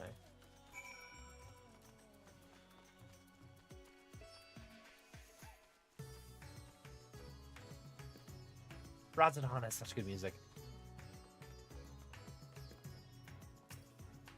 I beg of you, please give me back that ring. What are you looking at? This ain't none of your business. Settle down, I say. Okay. There's a whole side story of drama happening over there that I'm not a part of. That ain't my problem. Listen to my inner what's his name, Dark Knight guy, and say that's not my problem.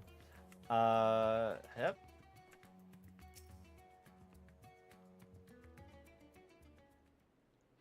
Frey, my inner Frey. True what they say, a fool and his gill are soon parted.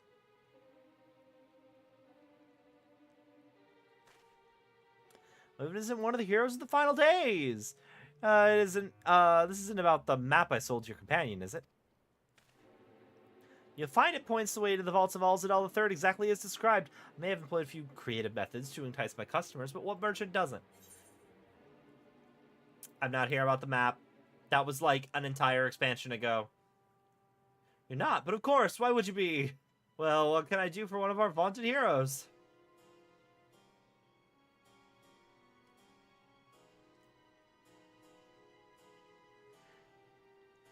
Yeah, I'm surprised that there's no market board or inn at Rodzadhan. Like, you'd think there would be. It's a bigger city. After the Justicar, your choice of quarry is unusual, to say the least. Perhaps I can help you along, eh? Young man came asking for a map to open the way to Uznair. I sold him every map I had, assuring him that the one he needed was among them. Suppose he found it, as I hear these letters that were handed out contain a copy of the map. I dare say that young fellow was a Justicar himself. He's planning a clandestine meeting in the Uznair Canal. That's the treasure dungeon, right? Mind you, it appears he is no shortage of enemies. No doubt they'll try to interfere. Thankfully, Rodzadhan isn't known for large-scale criminal organizations, but that hasn't kept the less scrupulous citizens from dirtying their hands when times are desperate. From what I hear, bandits seeking to rob trade caravans kept running into the Justicar during his fiend-felling exploits, causing their raids to end in failure. Like as not, they'll be trying to infiltrate his group of followers and settle the score. And that's where my knowledge of the matter ends. If you're wondering where the meeting place is, all I remember is that the spot marked on the copy maps is somewhere in the Shroud of Semga. So does that answer your queries?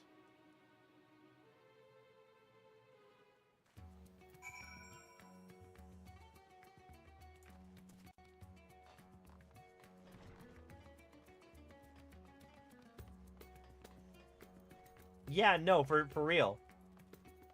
Like, it should have a market board somewhere.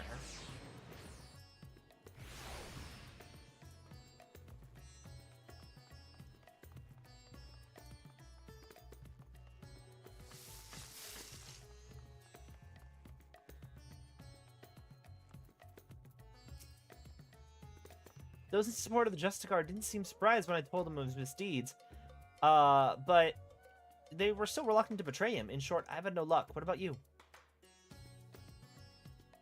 Investigating abilities never cease to amaze me. As for this gathering Virazon's planning, I expect it's some scheme to prop up his flagging popularity. Even so, many of his devotees are younglings, ill-equipped to make a perilous journey to the meeting place. If they've any sense, rather than attempt to travel there directly, they'll stop at settlements along the way and rest and confirm the route. You said the map led to the Shroud of Samga, yes? This means that Palakistan is the closest settlement. Near many took refuge there during the final days, and now it's a bustling town in its own right. The arrival of more people would hardly raise eyebrows, making it the perfect place to avoid unwanted attention while they make ready. We should head there before they leave on the final leg of their journey. Very instantly, because we actually wanted to stop evil people, yeah. I find it weird that all of Charlene was so, like, lockstep about, hey, we should, wipe our brains, we should, enchant our minds so we can't talk about the conspiracy that is the moon is a giant spaceship. Like, they go out of their way to be like, Charlene is a democracy.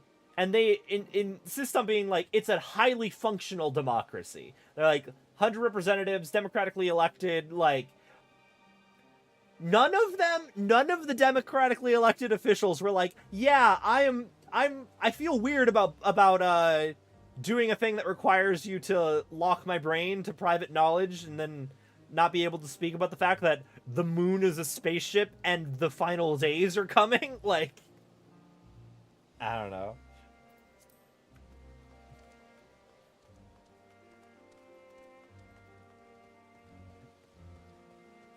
You'd think some people would be a bit like, I don't think this is a great plan and I'm kind of against it. That's right, many of the youths are carrying pieces of parchment. Those must be the letters. Yet it seems my reputation has preceded me. Our suspected followers clearly avoid me whenever I try to approach them. Still, we can use this to our advantage. None of them would dare leave Palaka's stand while there's risk I might follow after. I'll keep watch over the comings and goings, but we must make sure to leave obvious blind spots. If one of the Justicar's followers attempts to escape the village, I need you to go after them. Now, find a vantage point that affords a good view while keeping you hidden. Once you've started pursuing our unwitting target, I won't be far behind.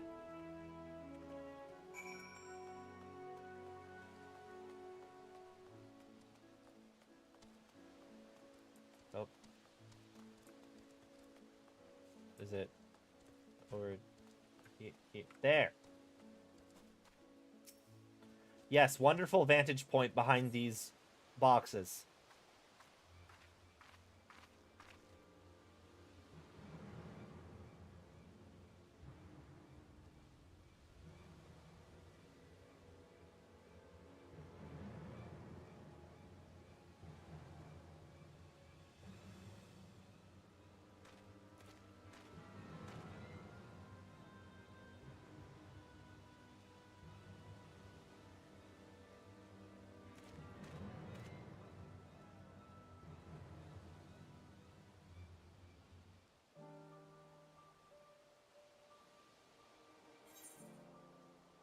Santa calls the warrior of light the Scion's pet barbarian with his dialogue, changing periodically throughout the expansion.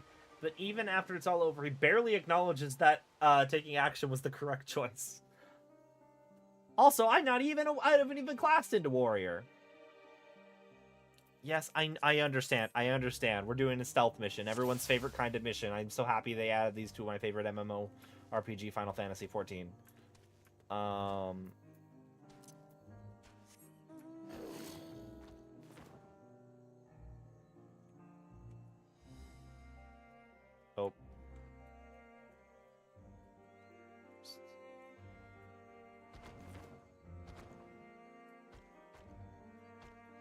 I am very inconspicuous. I'm so inconspicuous. No one would ever notice me. No one here.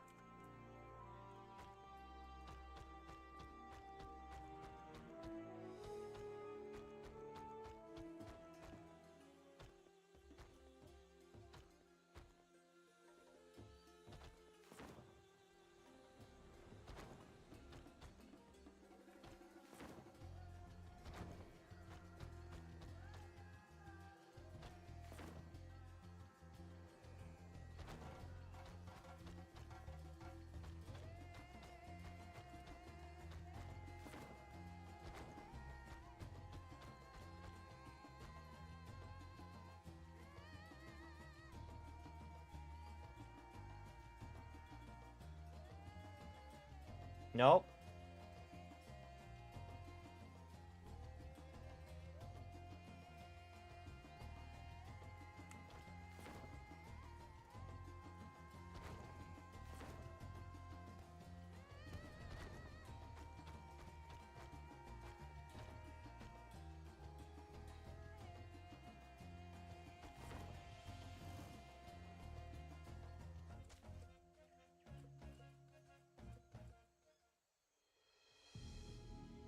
Remote island. None of the evil think it's worth trouble invading, so they imperiously criticize the unlucky people who are neighbors to evil for daring to defend themselves. Yeah, pretty much. Portal should be nearby, and then I'll finally meet him.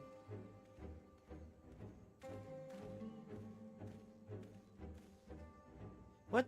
You're the hero who saved us from the final days. What are you doing here?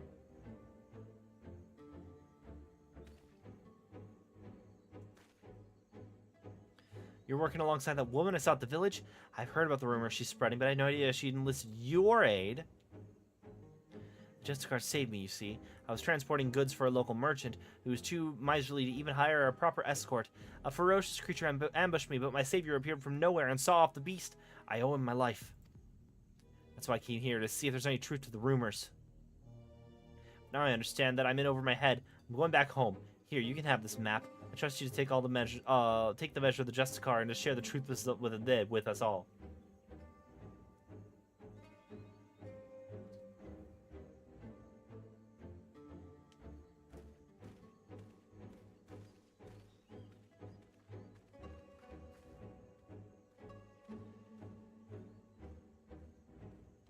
Apologies for watching from the shadows, but I was afraid my presence might have startled the lad.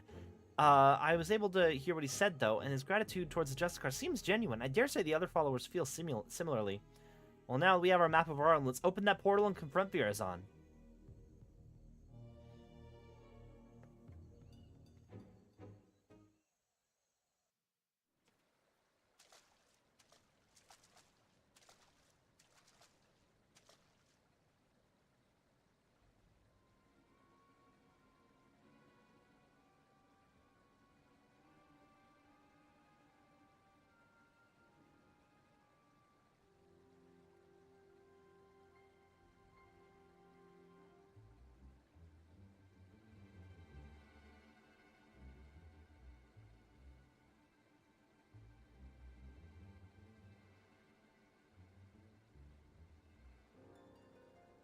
What a sight. Did the treasure cause this?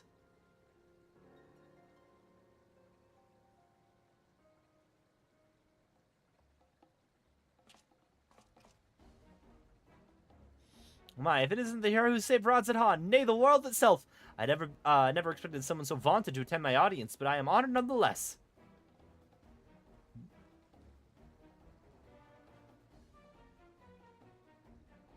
Enough of your games, Virazon. Stop this madness at once! After giving you such a warm welcome, these are the thanks I get? While 'tis true that I was once known by that name, 'twas merely a guise I wore until I discovered my true self. So long as I am the master of Radz-at-Han, I shall not suffer any to call me Virazon. But that is... Okay, Topeka, don't dead name him. We can play along with that part.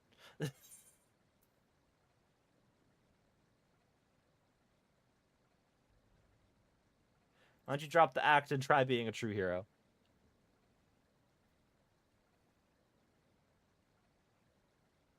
A true hero, you say? Indeed. Perhaps casting aside this mask is the price I must pay for the adoration I am due.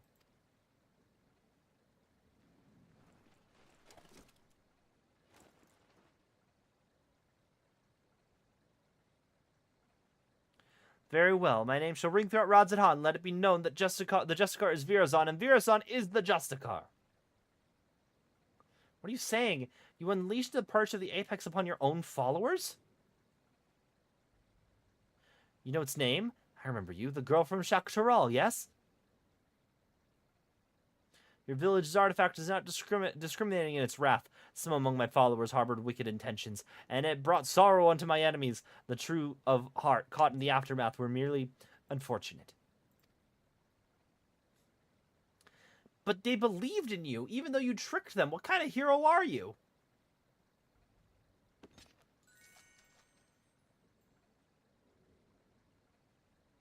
You two would oppose me? I had thought that as a fellow savior we might find some common ground, yet would seem we are destined to walk different paths.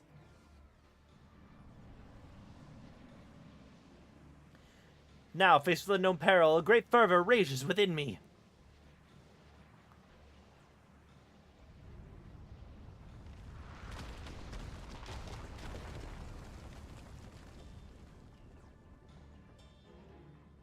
However, here is not where we shall match wits. No, a more fitting battleground is in order. We will meet again soon, you have my word.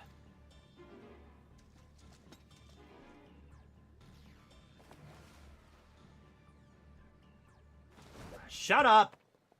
Ah!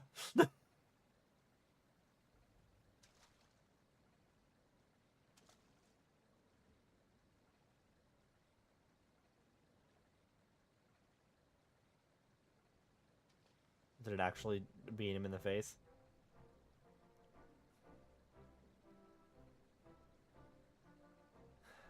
So, can you tell us what happened here?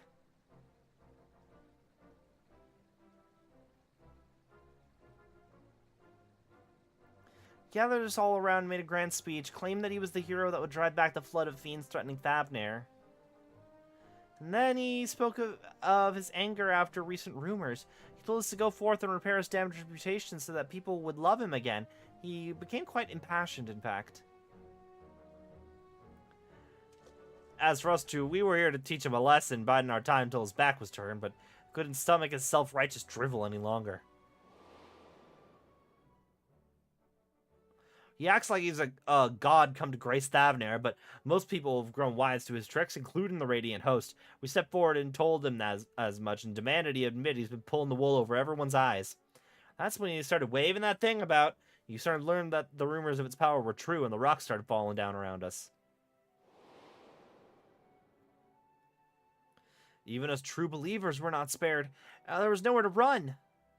The Justicar, said such power cannot be fettered, and that sacrifices are unavoidable, all the while he was laughing.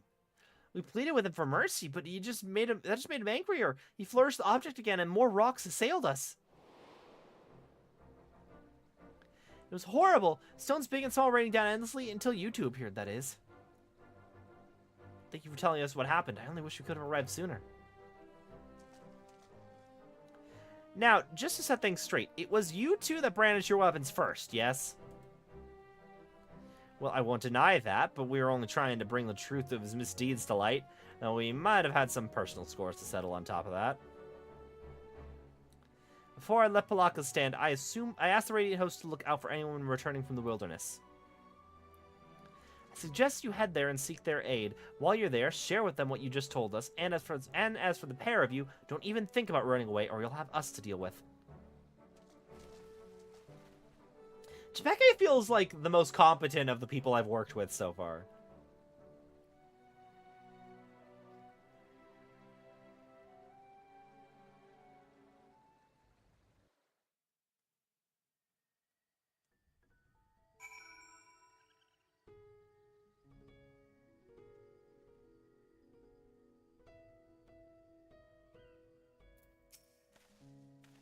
Everyone's returned to the care of the Radiant Host. As for those ruffians who meant to attack Virazon, it seems they had a history of violence for which they may soon answer. Several among Virazon's followers were dealt serious wounds, but we can be grateful that none of them lost their lives. It's exactly as the old saying describes, the master of the Apex shall be showered with good fortune, yet leave only sorrow in their wake. That part about sorrow certainly seems true, at least.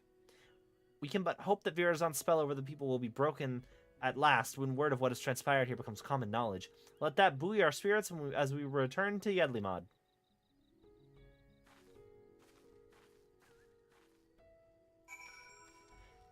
Yeah,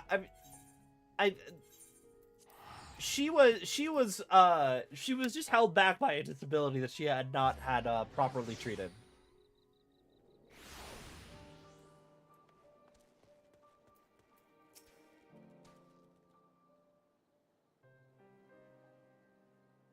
Well, it certainly was an ordeal. Although Virazon got away, we can look back upon what transpired to plan our next course of action. It appears that the treasure takes rocks from the surrounding environment and makes them rain down upon the wielder's surroundings. However, the power seems to be somewhat haphazard. While Virazon himself wasn't struck, the boulders assailed friend and foe alike. Something else has been nagging at me as well. The stones we saw in the canal seem quite a bit larger than the others. I don't know what to make of it, but I'll give it some thought. We still don't know exactly how he controls the Apex's abilities either. We must focus on these mysteries as we continue our investigation. As for Virazon himself, he was just as his father said, wasn't he? His so-called heroism's an empty charade, like a child playing at being a hero from the storybooks. He seems motivated by a vain desire to gain the love of the people, yet he cares nothing for their well-being. He'll learn his lesson soon enough, though. None will sing his praises after word of what happened at Uznir spreads. Even he must know this. I worry that his desperation will drive him to worse misdeeds. If the treasure is used with reckless abandon, it could cause untold harm. I must discuss it with the Radiant Host. Together, we might be able to capture Virazon before he attempts anything drastic. Stand by for now. I'll be in touch the moment that I have something to share.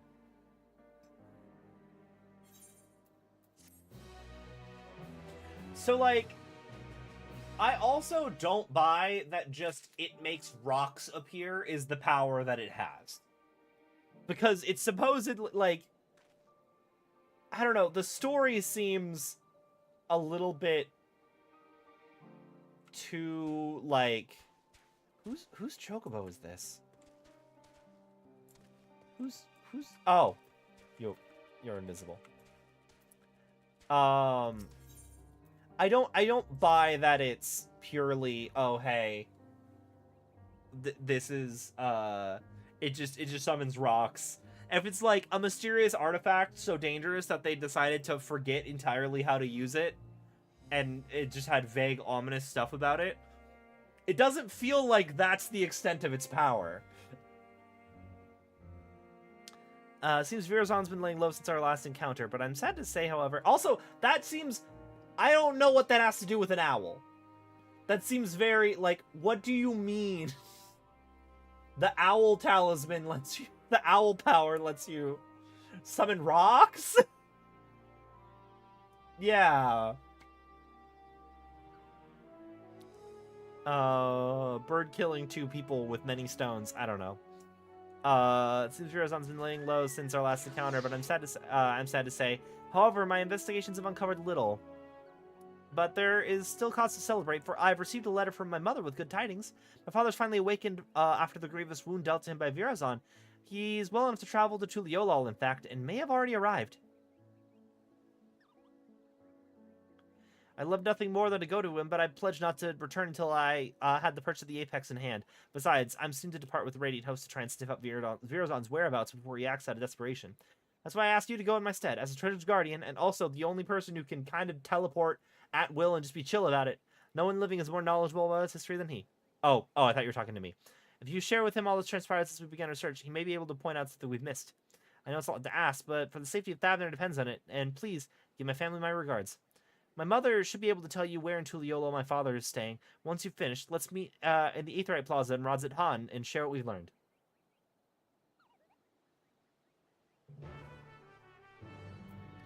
Are you... Yeah, you are also summoner. Makes sense. Let's head back to Tuliolo.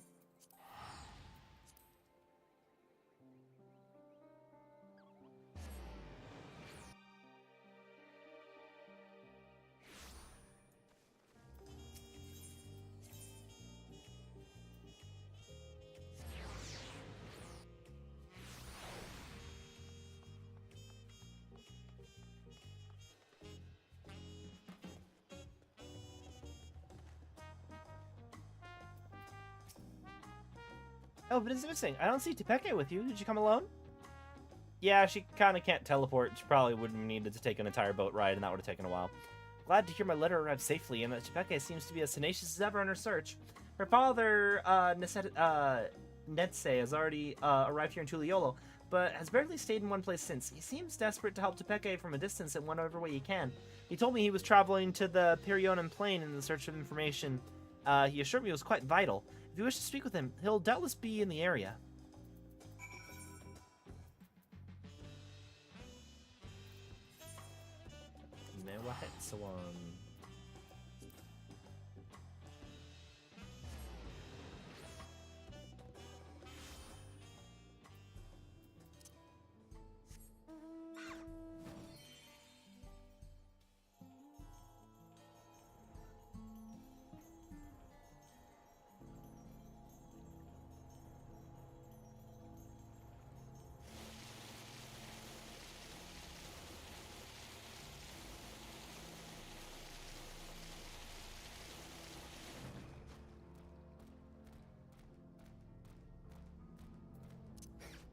Hello.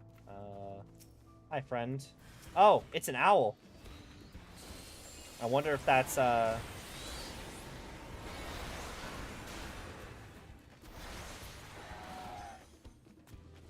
wonder if that's, relevant.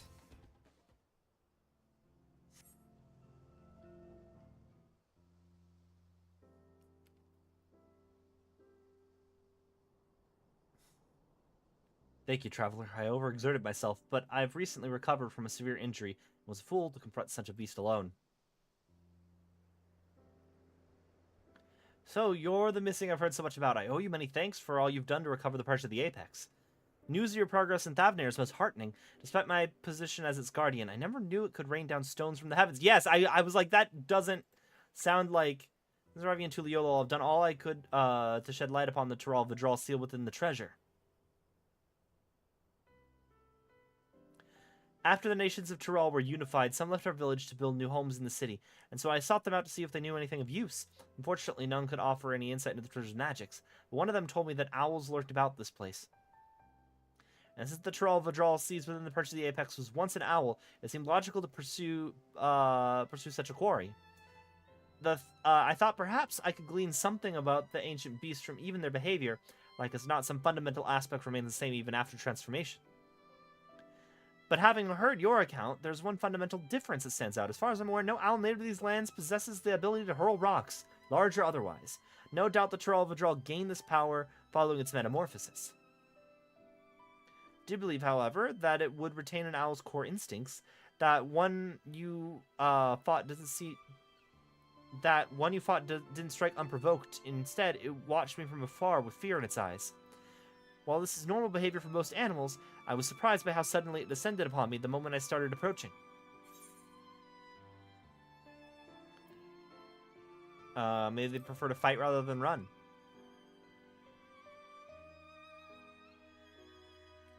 Listener mounts. I don't want to buy Sinner or a buff Cactar that much. Are they market boardable? Can you get them for Gil instead? I had the same thought. The owl seemed threatened and chose to confront it rather than run from it. And the same impulse may have driven the Tural Vidral. Indeed, that correlates with something I heard from one of my countrymen who had relocated to Tuliolo. He spoke of a continuation of the tales passed down from the elders.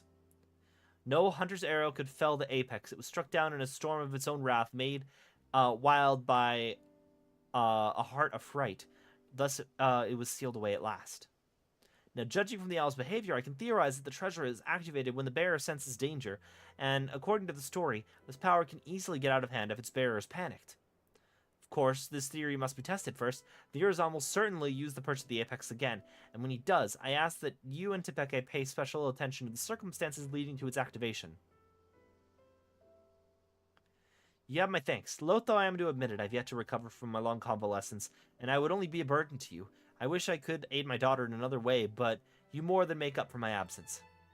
Please lend her every bit of knowledge you have. I pray that my daughter will soon return home, treasure in hand.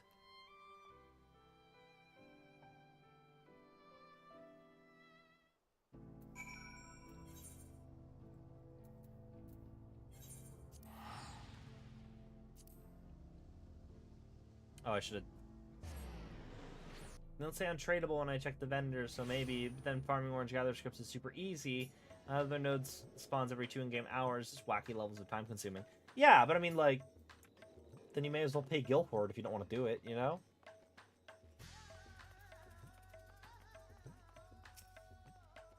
Came just in time.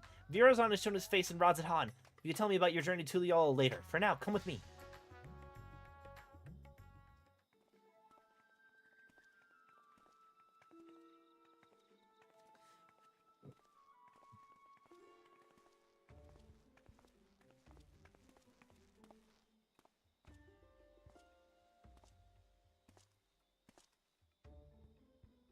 Are you surprised? Thanks to the sage counsel of a fellow hero, I've decided to doff my mask. Although my face may be unfamiliar, I believe you know who I am. I was once the Justicar, but now you may call me Virazon. I am Thavnair's protector, its savior, its hero. You may have heard salacious rumors that I have orchestrated the very attacks which I so valiantly drive back, that I was behind the catastrophe at the Uznair canals. I'm here to assure you. Those are false aspirations all, cast by those who are envious of their betters. I give my life for this fair city and its people, and I would give more still if I could. What should we do? It might be best to lock him up before he gets out of hand. We don't want him raining down rocks with all these bystanders around. For now, let's keep a careful eye on him. All I ask for is your respect, your adoration. A dream held by all, but realized only by a few. And I would be one of those few. I have proven myself worthy of being your savior, and now, with an entire city watching with bated breath, I shall declare my intent to reach even higher.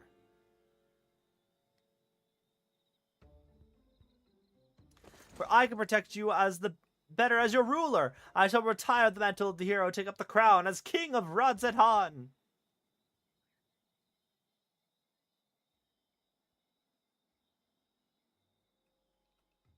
Bastard's gone mad. I wield power unassailable. With me on your throne, you would never again have cause to fear. All would live in peace. All would shower me with love. They would shout it from the heavens, and from that love would spring a new Radzethan, a greater Radzethan. Please don't.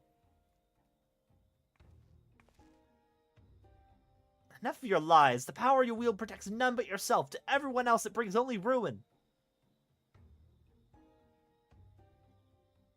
Course on the road to greatness is ever paved with necessary sacrifices. Yet so long as your ruler lives, Radzethan shall know naught but prosperity.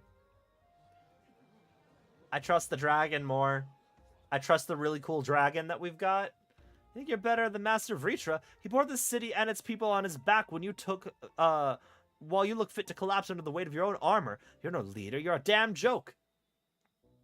I first heard that line, like, where everybody loves Vritra. This guy has zero chance of getting public support for him as king. Yeah. Does that man speak for you all? Is there not one among you who would follow me into a brighter future? Ah, but I am nothing if not magnanimous. Until you find the wisdom to accept me as ruler, I shall continue to stand vigilant as your eternal shield. Stop this, Virazon. You're only making this worse for yourself.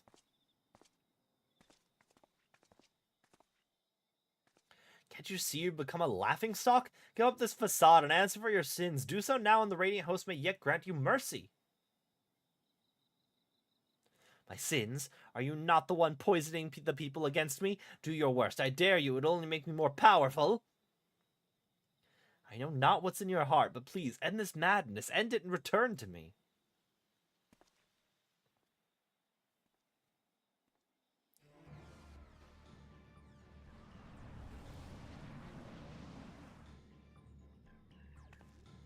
Don't get any closer. You two, why are you...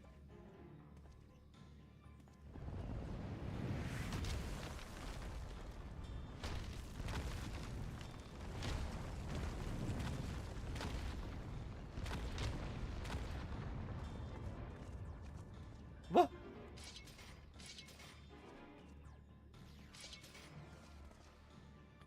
Don't. If we fight here, there's no telling how many innocents will be wounded. Pathetic as ever. I tire of this farce. I have declared my intent to become king of Radzethan. As for you two, this is no place for a battle between heroes. We shall meet again, mark my words, and then we shall decide who is the mightier.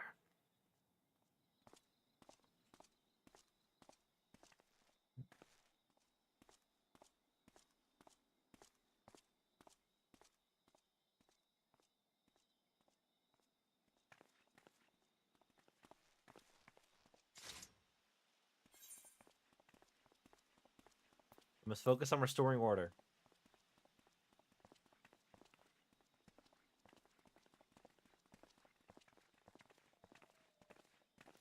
You're right, of course. As much as I hate to see Virazon walk free, we've yet to ascertain the extent of his power. For now, we must bide our time.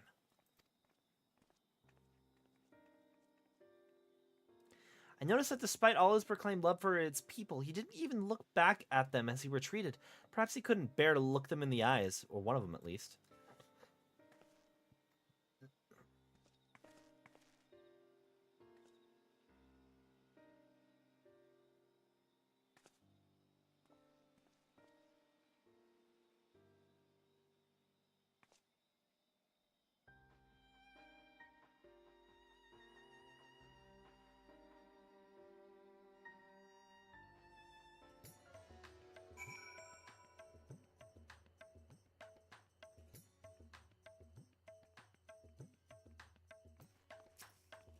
Hello, stranger. Are you a challenger too? Seems house seniors dying to open part of the treasure vault. Oh yeah, this part, the treasure dungeon. Just had a thought. We should speak with Virozon's father.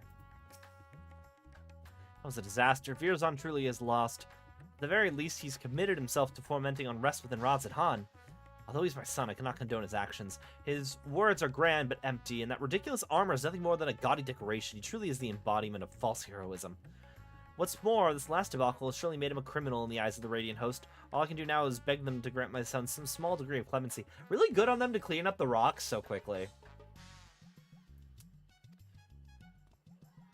Before you go, may I ask you something? After Virozon called down the rocks, did you see his expression? I thought it peculiar, but I'm curious as to what his father saw on that face. It was a familiar look. When I used to scold him for losing himself in make-believe, he would get that same cast in his eye. A look of petulant rage, as if he resented me for pulling him out of his reverie and into harsh reality. He hasn't changed. Apologies, but I must go.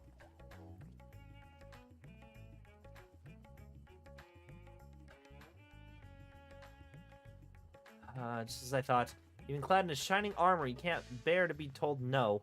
Now his childish games have taken a malevolent turn.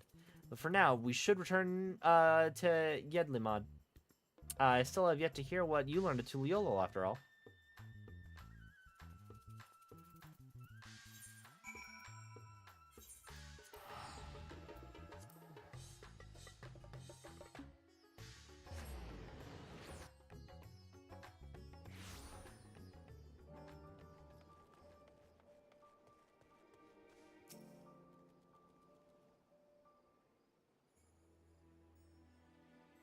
Now we have some room to breathe. I'd like to hear about your journey to Tural. Did my father have anything to share?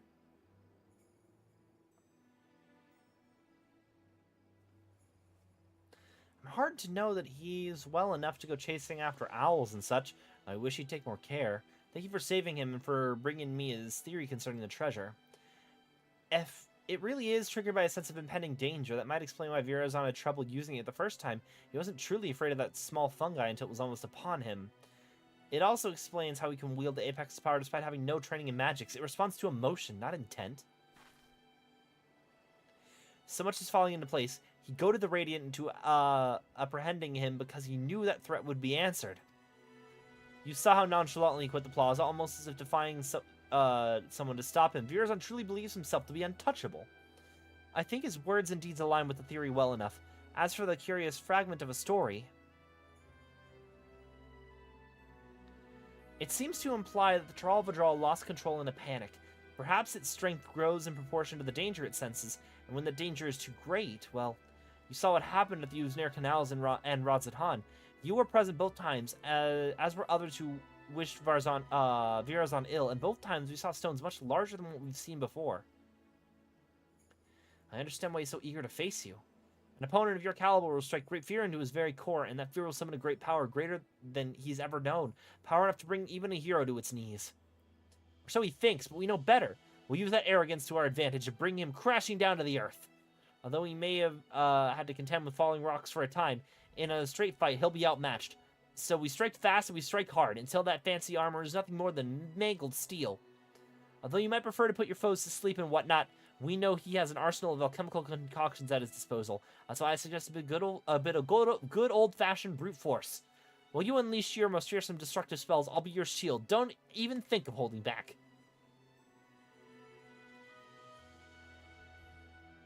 I look forward to fighting by your side. Now we simply have to find a suitable arena. I shall consult the Radiant Host as to the location. Once that's decided, we'll confront Virozon for the final time.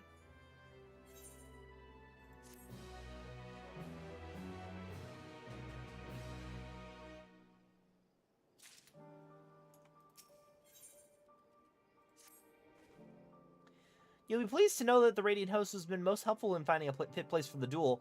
When I saw it, I even began to believe our encounter would be one for the songs.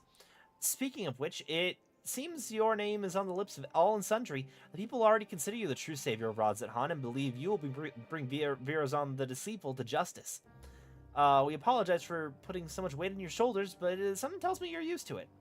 The final showdown will take place in the mountain pass leading to Kogda, where some great crystals will stand witness to its conclusion. Suitably romantic and suitably isolated. The Radiant Host has spread word throughout Thavna that the hero has arisen to challenge Virozon, and that his pride will force him to answer. The entrance to the pass is at the Giant Skull grounds. Let's head there once an await his arrival.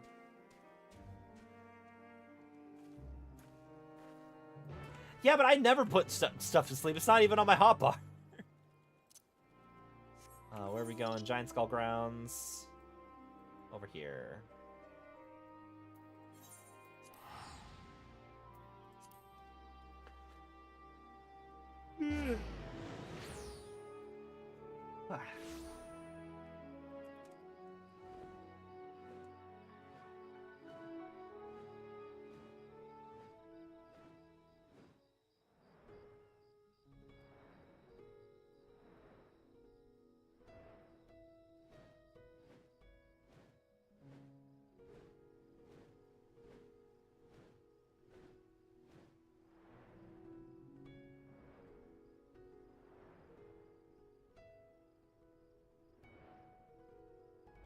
That the ability exists, yeah.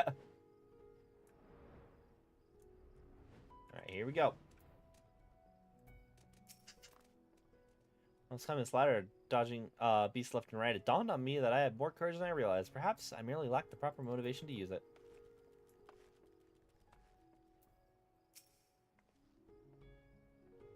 Stremul here has opened a way towards Kogda. I'm certain that Virazon will arrive before long, and then we'll wipe out that arrogant grin off his face.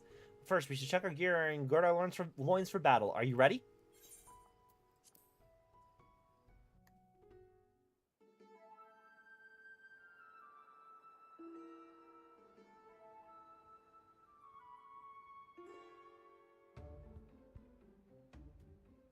There he is.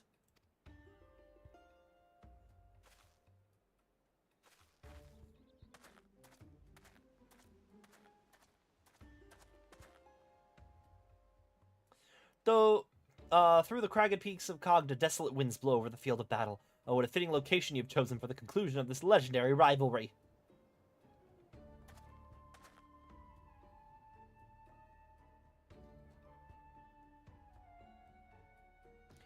I was right to not face you before. In environs unsuited to a struggle between titans. Now my patience has been rewarded, and my heart races in anticipation.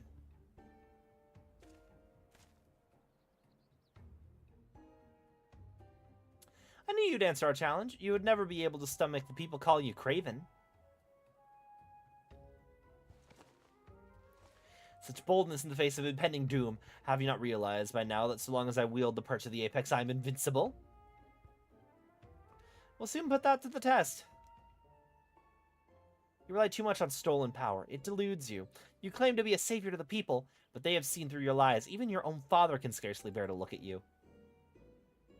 You're nothing but a small man hiding within the hollow facade of a hero, and today we tear that facade down.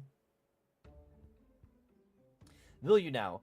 You may have the medal, but have you the puissance to claim the mantle of a hero? My mantle? Buddy, did you fight depression at the edge of the universe? I don't give a shit.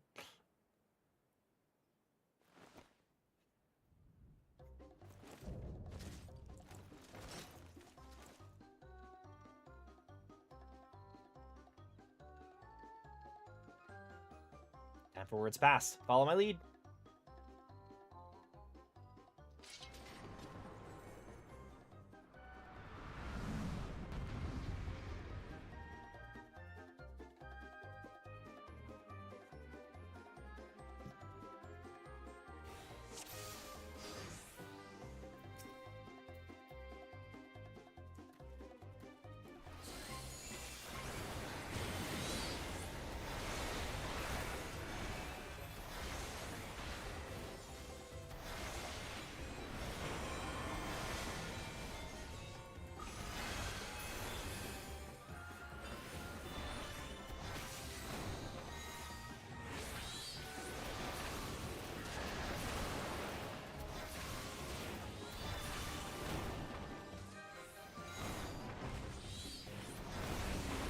This trial must be terrible for a black mage, because they have to move. And black mages don't know how to do that.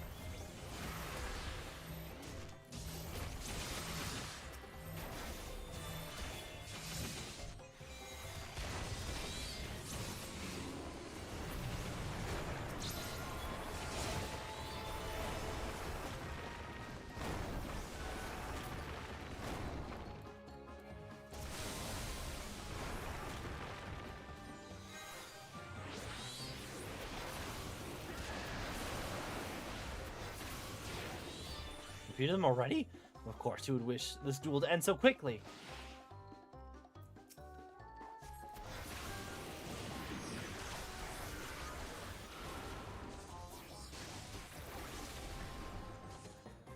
Don't you ever shut up?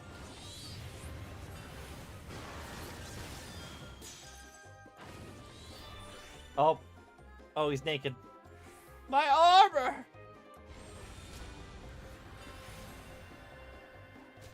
Never seen it shine so.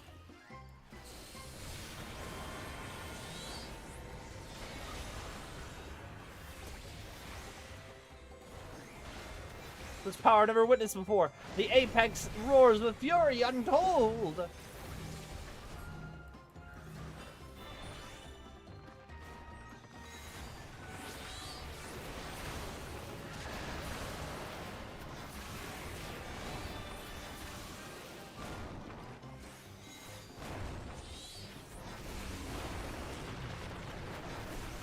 Why won't you fall?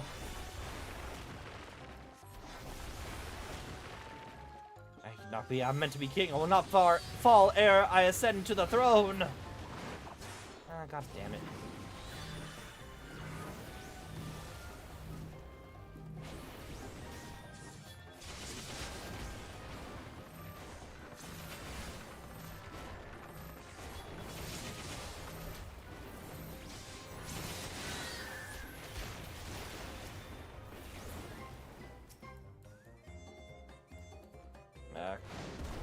Out of range. There we go.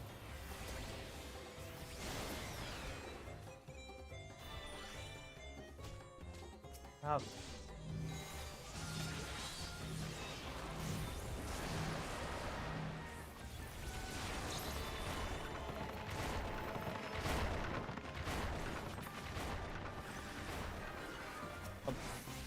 Thank you. I was not targeting anything. That explains some stuff.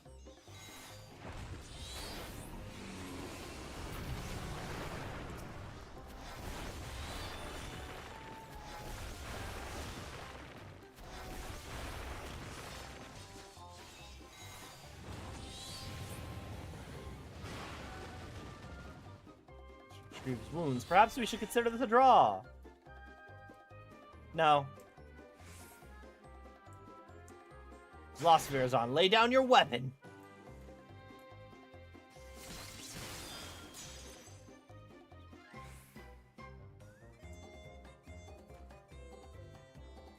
Utterly defenseless. This rotten piece of wood was supposed to make me invincible.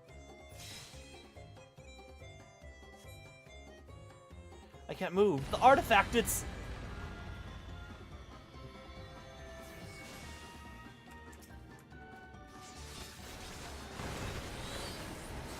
It's out of control!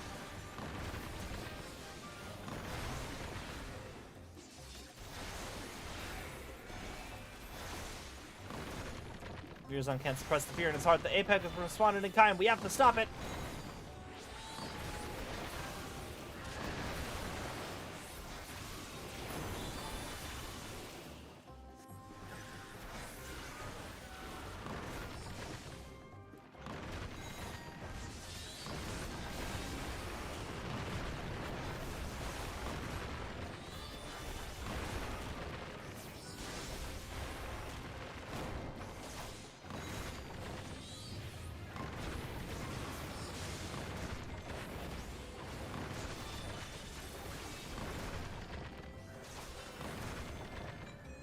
Come on.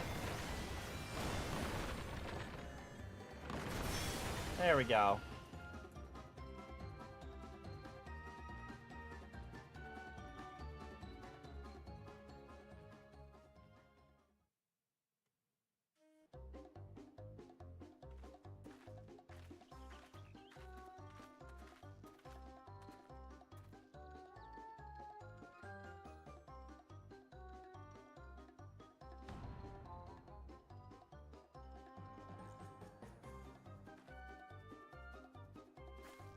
He's out cold.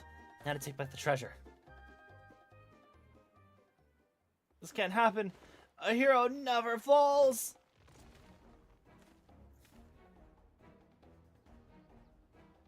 I must retreat.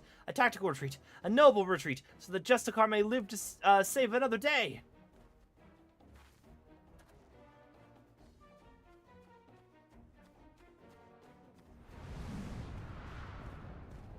Huh?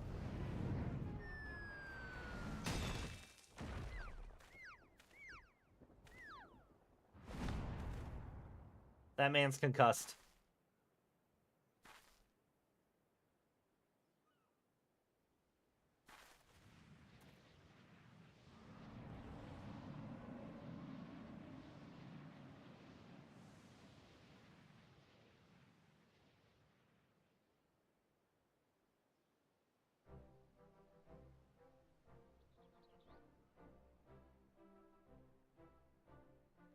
Suppose the Apex wasn't finished yet.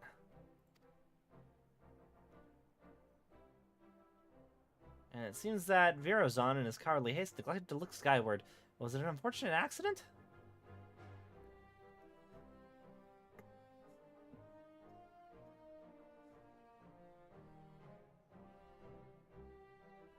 Were fate delivering its just desserts?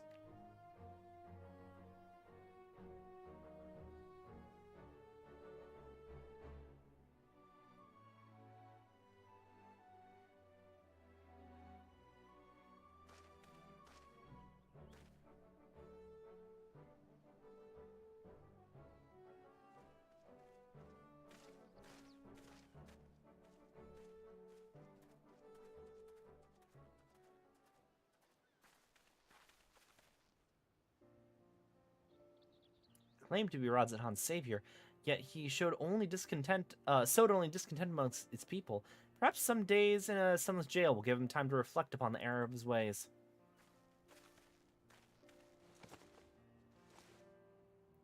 And now I've finally recovered the perch of the Apex. Thank you for coming this far with me.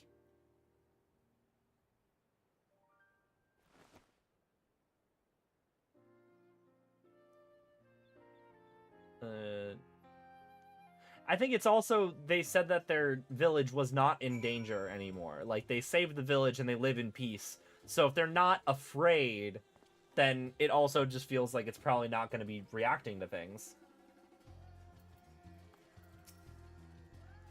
The battle was hard fought, but we made it through. We made it through. Virozon is the responsibility of the Radiant Host now.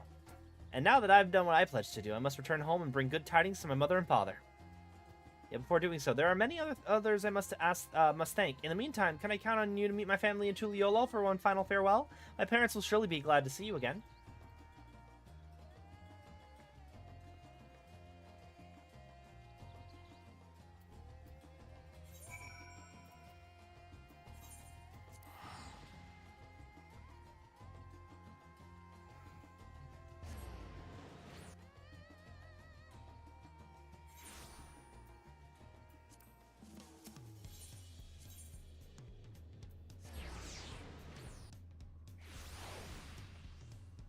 Class do you use for each of the 5 roles?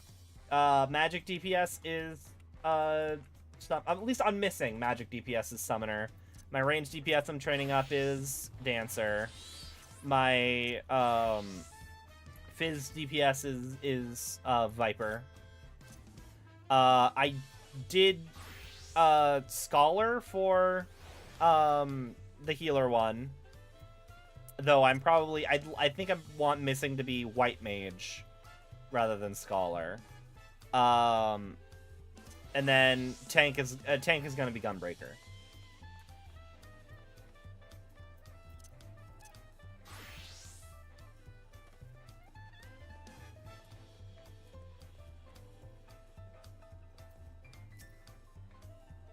Missing. I'm pleased to say that I've quite recovered since last we met. Perhaps one day I'll have the chance to save you in return.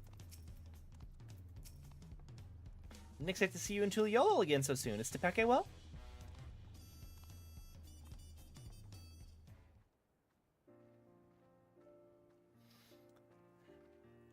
I like Sage quite a bit, but that's Mavik's class, so I'm probably gonna give Missing Summoner. So really did it, and the man who stole our sacred treasure will answer for his deeds.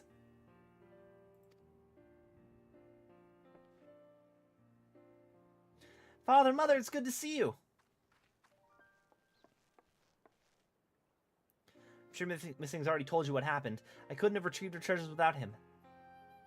So we've heard. Yet Missing also told us your wits and bravery were essential to your success. She was the most competent person I've worked with so far. On behalf of our whole village, I thank you for guiding Tepeke in her quest.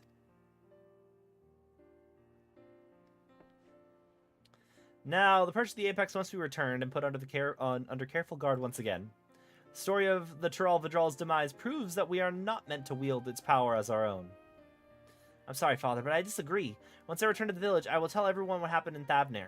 They need to know what the treasure is capable of, or we risk forgetting once again. I won't deny the Apex's power is dangerous. I saw with my own eyes what happens when it's wielded with abandon. Yet during the course of our search, I also saw potential. If we fully understood how it worked, we could use it without risk to ourselves or other people. We could turn it something we once feared to our advantage instead of letting it become obscured in legend. I can see the reason in that. We must be ever ready for danger, even in times of peace. Should our safety be threatened, the treasure may grant us a means to protect ourselves. But can we be trusted to use it responsibly? Great power breeds great desire and also great responsibility. Someone with the same ambitions of Virazon may rise again, perhaps from among our own. I dare say that once we've regaled them with the rise and fall of the Justicar, they'll think twice before following in his misguided footsteps. As our forebears relied on the legend of the Tural Vidral's fate to forbid the treasure's use, we can rely on the story of Virazon's fate to urge caution, and this time we have someone who lived through it to tell the tale. Of course, if I'm going to be guiding people in safe use of a potentially dangerous treasure, I see no choice but to inherit my father's position as its guardian. Some may raise their eyebrows at the prospect of a loose-lipped Tepeke serving as the perch of the Apex's protector, but I've grown from my mistakes. And who better to tell the tale of Virazon and Tepeke's failures?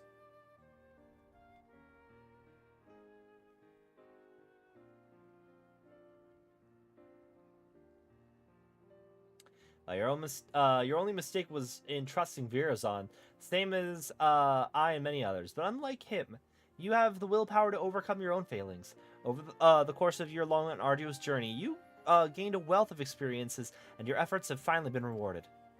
You took responsibility for your own actions, and by doing so, proved your conviction to our people. They shall listen to this proposition with open minds, I'm certain.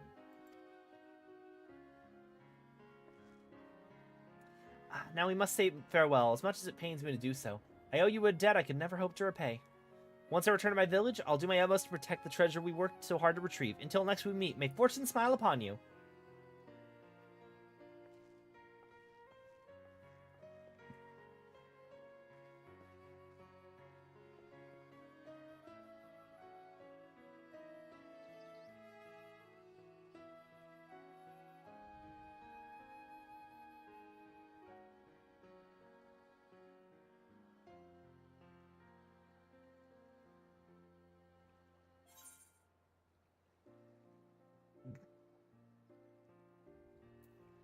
Oh, I get all of them.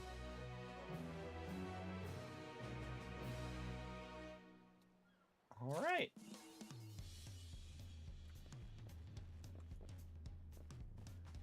So that just leaves two more. Oh yeah, the Steel Hog. No, so I've done that one on. I did this one on. Mavic. So actually, the only one I have left to do is Tank.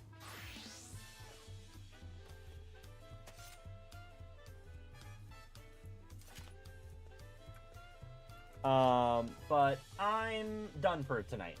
So let's go raid somebody.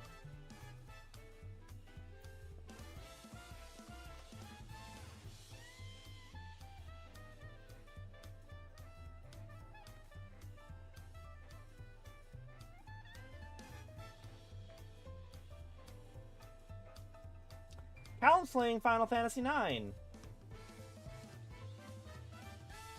out of here. Yo, fuck.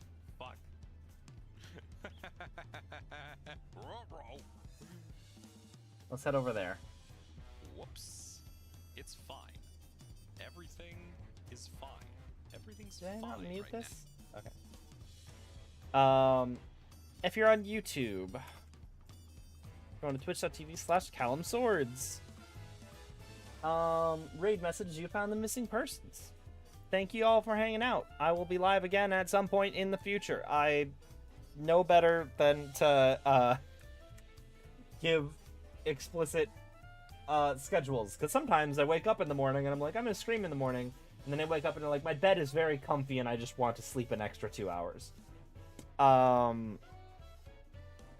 am I'm trying to upload, this week I'm trying to upload a short every day, and I want to see if I can keep that up, because I've been doing a lot better about editing shorts down now that I'm using the replay feature, and also that I'm not subtitling them. The subtitles were kind of the thing that was making it annoying to edit. But yeah.